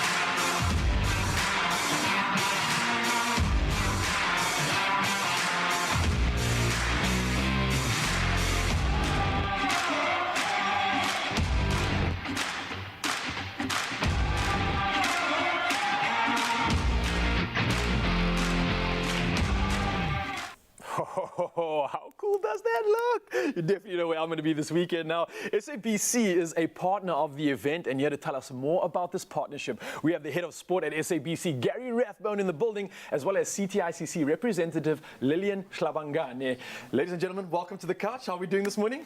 Very good, thanks. Very good. Brilliant. I'm absolutely excited for this. Gary, look, we touched on the expo right now, but can you tell me what is exactly the idea behind all of this? Well, I think it's just to kind of showcase all the opportunities that people can engage with around sport. I mean, the whole sport business and the experience of sport is so multifaceted. You know, it's not just about what you see on television. It's the way that you engage with the game. It's the various sporting activities that people get into and do, whether it's in their private capacity with clubs and things like that. And I think it's also really exciting for the SABC to be part of that because, you know, the SABC is the national broadcaster. You know, we touch the nation in all kinds of ways. And so we're part of their sporting experience at every level. So it makes sense for us to be part of such an expo that actually brings all these things to the table so people can get an understanding and experience them. I was going to ask you exactly why the SABC was getting involved in it, but it absolutely makes sense, especially when you look at the viewership that we have at the same time and how many budding athletes and enthusiasts that are in this space. Lillian, this is the first time that this event is happening, so it's debuting right now, but I'm praying and hoping that it's not a once-off event. Is that going to be the case? Can we expect more of this? It's not the case. It's actually our first time this year. Okay. We are planning to have it, I don't know, 20 years, 30 years to come. Yeah. So we're supposed to have it in 2020. Because of COVID, we're postponing it to 2022 of course. In September. So it is going to be like an event September every year. And I think it's so fitting because obviously sport is back, everybody's back. The lockdown restrictions have obviously calmed down quite a bit, which allows for this sort of a celebration again. And I think it's definitely fitting. Maybe, Gary, I can ask you, who should be at this event? I mean, is it just for the budding enthusiasts and the elite athletes? Can kids get involved as well? What do you suggest? No, everybody. That's the real beauty of it. I mean, sport is for everybody, you know, from the absolute amateur, the armchair spectator, you know, and the elite level professional. So everybody should be there. Anybody that's interested in sport in some way, whether it's just for your own private satisfaction or whether you're actually a serious athlete looking to do something extraordinary, yep, it's for everyone. Oh, I love it. Now, Lillian, exactly for everybody that's obviously very excited about this, that wants to get involved, how do they get to the event? Where can they buy tickets? And when is it actually happening? The All Sport Expo is happening, like you said, at CTICC. It's happening from Friday, the 9th of September to the 11th of September, Sunday. Yeah. The times is 10 to 4, 10 to 8 o'clock on Friday and Saturday. And on Sunday is from 10 to 4. Oh, nice. It is going to be packed, like you said. I mean, it's for kids, for everybody. It's kids. There's going to be a kids zone that's going to be there. Can I join the kids zone? You can. I mean, it's for everybody, you know. So we just thought when parents are doing something, the kids can do something as well. All right. So it's really going to be. I think I'm excited myself. I'm not into sports, but suddenly now I'm really looking forward to this event. No, for more information, you can go onto our socials. Under All Sports. You can also go into our website, www.allsportsexpo.co.za, and you can purchase tickets at Kitik, and you can also buy at the door. All right, well, yeah, we're looking forward We've got something to for you as well, though. Oh, what's that? Well, we got on the SABC. We'll be broadcasting live from the event, both go up during the days. On the Saturday, we are going to be having the our English Premier League broadcast will be broadcast live from the venue with our studio being set up there, the presenters being there, so we'll be able to engage with the audience. There'll be a viewing area so people can come in and watch the game on the big screen and sit around and watch it with the presenters and everybody being there. It's going to be an awesome experience. Liverpool versus Wolves. If you're a Liverpool or Wolves fan, certainly it's a good place to be. Oh, we have every reason to be there, and I can't thank the both of you enough for coming through and getting us even more hyped for this incredible occasion. I think it's an awesome opportunity to Mzansi. Get the family, get everybody involved in it. You heard it. It's happening this weekend, the 9th to the 11th of September. You can get your tickets at quicket.co.za. It's $110 for adult students, $90, and children 12 and under, they get in for free. Oh, yeah. So even more reason to get the family involved. Again, thank you so much for joining us. I'll see you there this weekend. And for now, let's carry on with the rest of the magic on the show. Brought to you by Very Island awesome Tribe stuff. I will Sun see you there. Protection. Island Tribe. Keep fans protected as the sun shines on. Well, speaking of sport, with the Rugby World Cup Sevens fast approaching, we are switching gears with kicking off the celebrations and preparations early this year. Yeah, here's the thing. It's such a big moment, and we want you to enjoy the yes. You see, when I'm talking about yes, we want you to enjoy that spring brings and the Rugby World Cup Sevens with Island Tribe Sun Protection and stand the chance to win really, really big. That's right. You can win a gas braai to the value of 3,000 Rand daily. Wow. Now, simply reply to the competition post on Expresso's Facebook or Twitter page and tell us who you think will win the Rugby World Cup Sevens. Ooh, don't forget to include the all-important hashtags Island Tribe and hashtag Join the Tribe. So hashtag Island Tribe and hashtag Join the Tribe. This competition will close on the 9th of September. If you want those T's and C's, check them out on expressoshow.com. There we go. An Island Tribe keeps fans protected as the sun shines on. Oh, we're going to need it. We're going to need it. Brought to you by Island Tribe Sun Protection. Island Tribe. Keep fans protected as the sun shines on.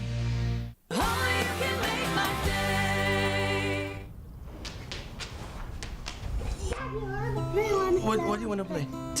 The people we love are the ones that need us most. They'll always need a place to call home and opportunities to build their future. Daddy, come. That's why I took out life insurance from Old Mutual, so he'll always get what he needs, even if I'm not there. Get 5 million Rand life insurance for only 509 Rand per month. Speak to your advisor and help your family get ahead of life.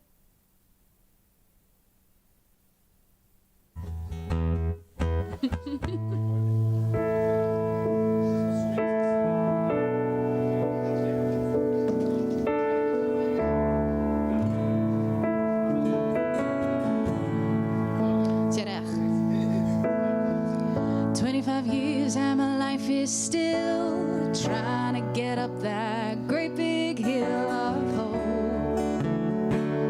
for a destination. I realized quickly when I knew I should that the world was made up of this brotherhood of man, for whatever that means. And so I cry sometimes when I'm lying in bed just to get it all out what's in my head. And I am feeling a little peculiar. And so I wake in the morning and I step out.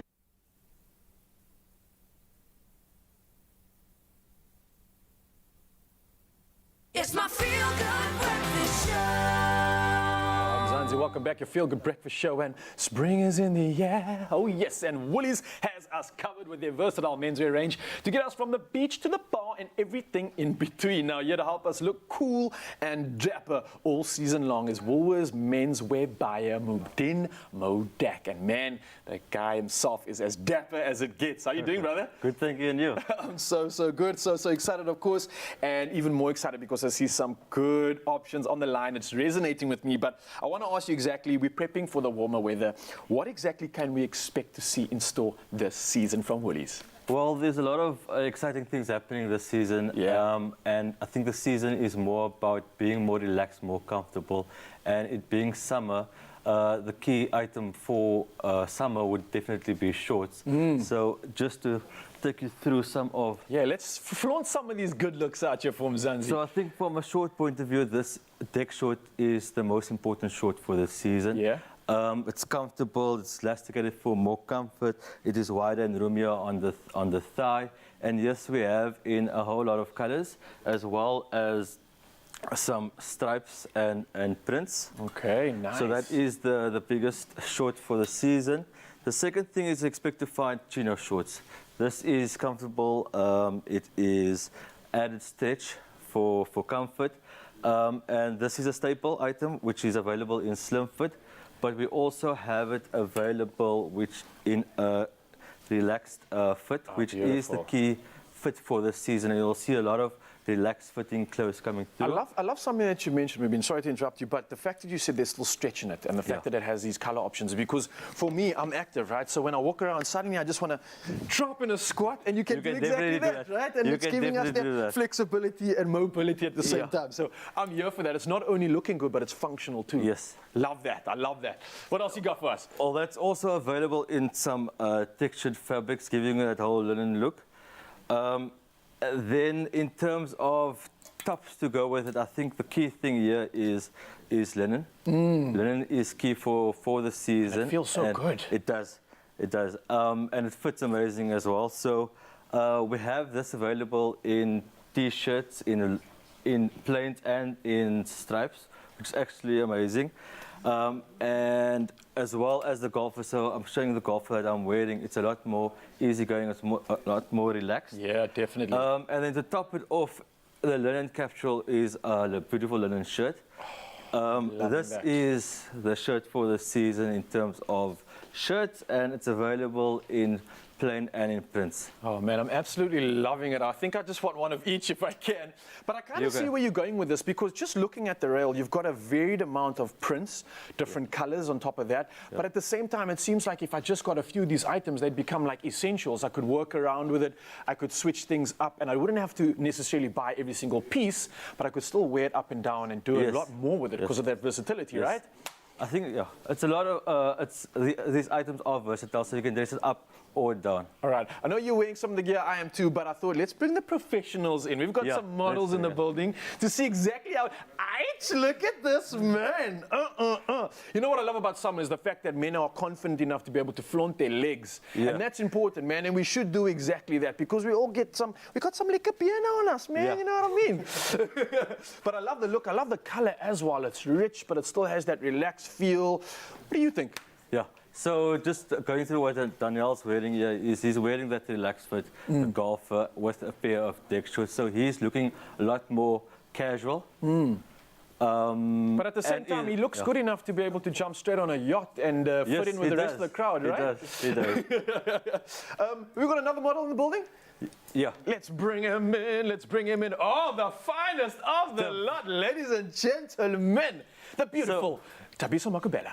So if you look at what Thabiso is wearing, he's looking a lot more smarter compared to Daniel. So here he's wearing an easy slim fit t-shirt with a chino shorts, and then topping off his look is a lightweight jacket. All right, and I'm going to be putting... So it all depends on what look you're going for and what event. So if you look at one more casual, look more like Daniel, and if you want to go looking at the more smarter option, you'll look at Thabiso. Tabs, how are you feeling?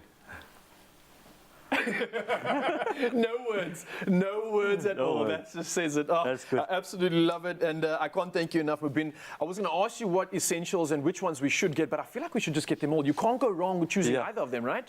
Yeah. No, it's difficult. It's difficult. There's a lot of good that's happening over here. But I think the options are plenty, Yeah. and for you, Mzansi, you have the perfect opportunity to prep for warmer weather with Woolies' versatile range of men's shorts, shirts, as well as tees. And you can shop it in Woolworths, it's in-store, online, and on the app. And yeah, it's all about that easy springtime feels. I love it. Nice stuff, man. Oh, well, listen, we are in the kitchen and it's time that we do a little bit of a giveaway. In fact, we have a special winner to announce. Now, Golden Cloud, they have been promising this really cool competition where you get to win 10,000 Rand as well as a Kenwood appliance. And it's about time that we, celebrate spring with a high tea.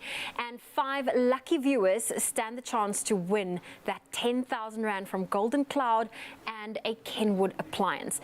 Now, we have Gresham Madan on the line, who entered with a beautiful and colorful Golden Cloud carrot cake bake. Gresham, are you there?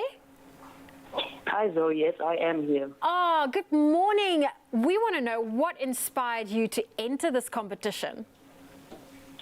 Well, my creation was all about versatility and creativity.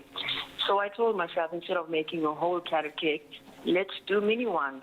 And that was my inspiration then. Oh, I love the idea of mini carrot cakes. I have a slight obsession with carrot cake at the moment, and we are so happy to say that that bake was definitely high tea worthy, and you are our first Golden Cloud competition winner. Thank you so much. Thank you so much, Expresso team and the Golden Cloud team as well. You are incredible because you have won yourself 10,000 Rand from Golden Cloud and a Kenwood appliance. Congratulations. Thank you so much. That's how I like to start off my week. Oh, listen, I can't think of a better way to start off the week. 10,000 Rand. Oh, it is absolutely huge.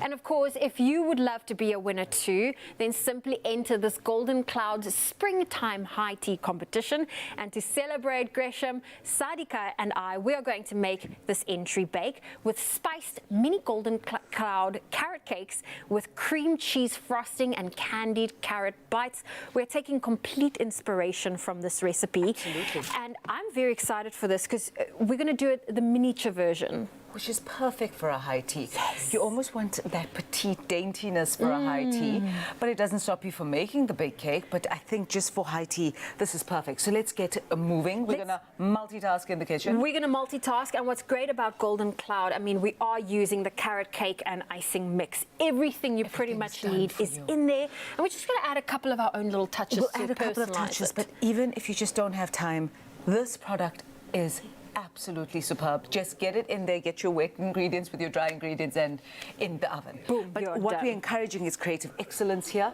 and that's what I absolutely loved about this winning bake. So Zoe, do you want to get our icing through? I'll get that going. And it's as simple as butter, icing sugar, cream cheese and vanilla extract. Okay, I will get that going. I'm going for to get us. our wet ingredients together, and that's eggs, water, okay. Let's see if we can and some get this oil. in. Whisk, whisk, whisk. Whisk, whisk, whisk. Whisk, whisk, whisk. We're going to whisk with one. Whilst we do that, I'm going to get this amazing, I love these candied carrots. I had water on the boil. Just going to add the sugar in. I really love the innovation with candied carrots because it adds a different texture. Definitely. So I've got our butter here that I'm softening, and then can I add our icing sugar? Yes, and I think what's critical is that you need that butter to turn a bit white and a little bit smoother. Let's do that. Whilst I boil up the carrots there. I think a baker's tip here is for additional moisture. What I noted in the recipe was that on top of the carrot cake being already flavored with carrot, the winner put in actually fresh carrot, which added to the moisture, which I thought was very, very interesting. So I'm just going to put that in. And I love that because then it's already got the dehydrated carrots in it, but it just adds that freshness to it and a little bit of extra moisture. Correct. And And I'm just going to get all of this through there. How are you doing on the icing? I'm getting there with our icing. I'm just getting our butter nice and soft. Perfect. And the more you blend in, the better it is. The better it yes, is. I think this is the wrong attachment, but it's okay. We're going to work with it.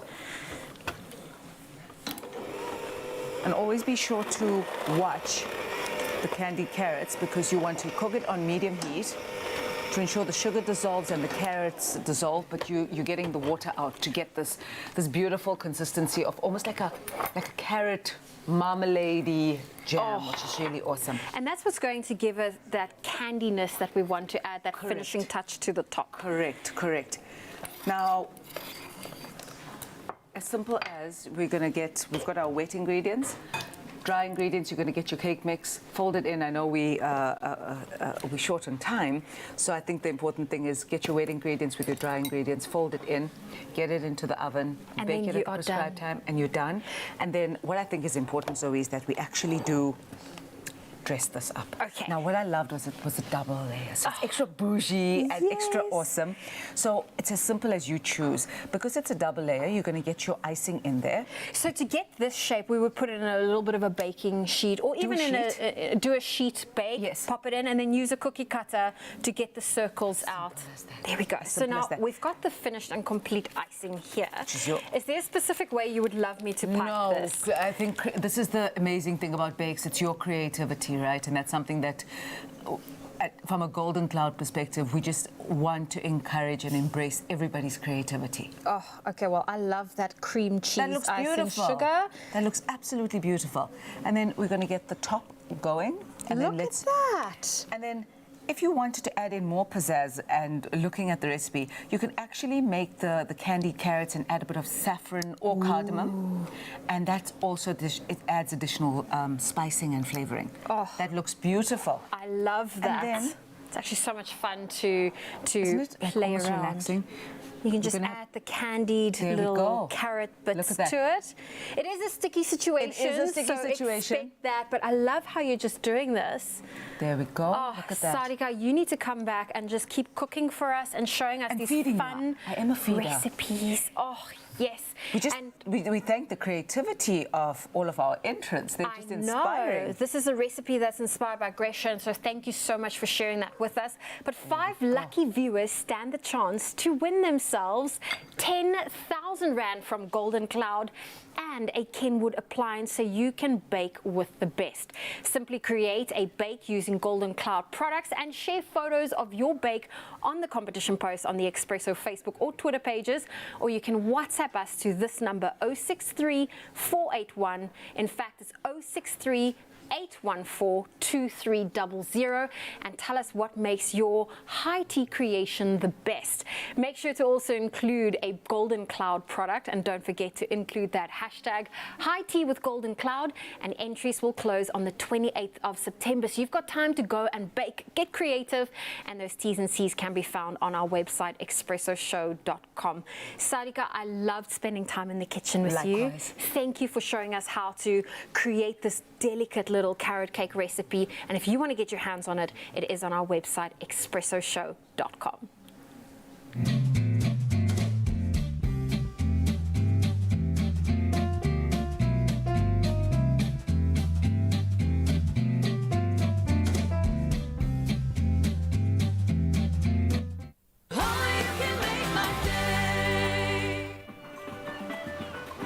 James is on a long overdue holiday, all because he chose to invest in an electronic Optimum Plus account. Yes, seriously. Be like James. Open a Nedbank Electronic Optimum Plus account and get an effective interest rate of up to 12.4%.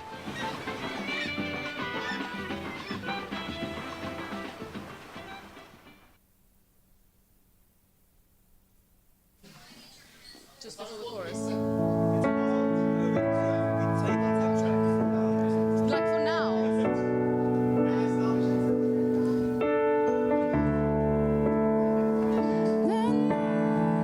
So I said, hey.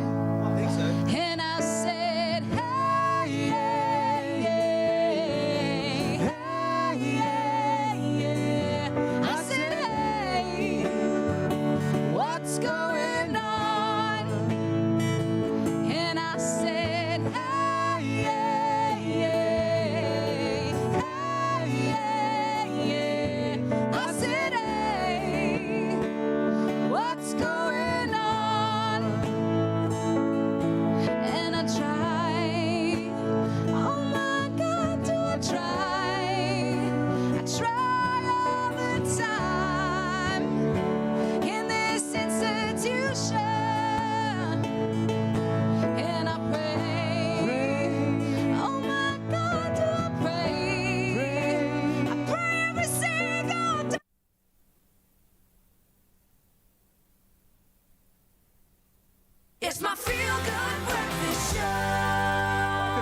your feel-good breakfast show. It's Expresso. Now, you can't list prolific songs and not mention this one. Ooh, What's Up by the Four Non-Blondes. Take it away, Berry.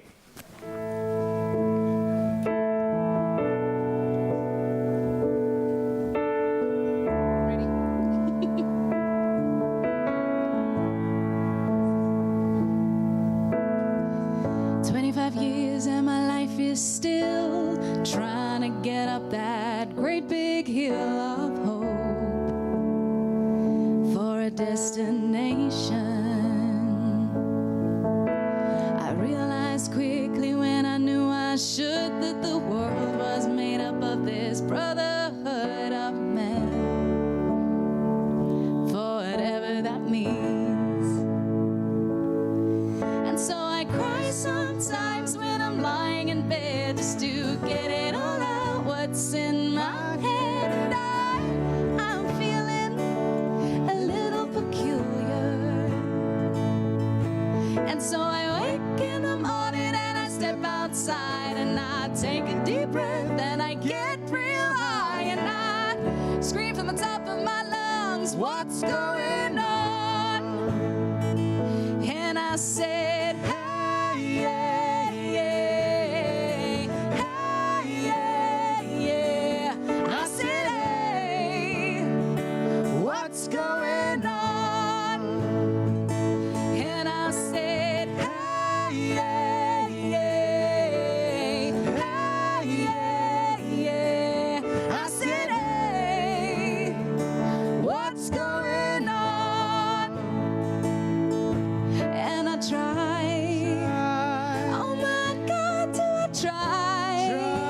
I try all the time in this institution. And I pray. Oh my God, do I pray? I pray every single day for evolution. And so I cry sometimes when I'm lying in bed just to get it all out what's in my head. And I am feeling a little peculiar. And so I wake in the morning and I step outside and I take a deep breath and I get real high and I scream from the top of my lungs, what's going on? And I said, Here's to 31 days of rewarding ourselves for the awesome job we do every day of the year. Made with love,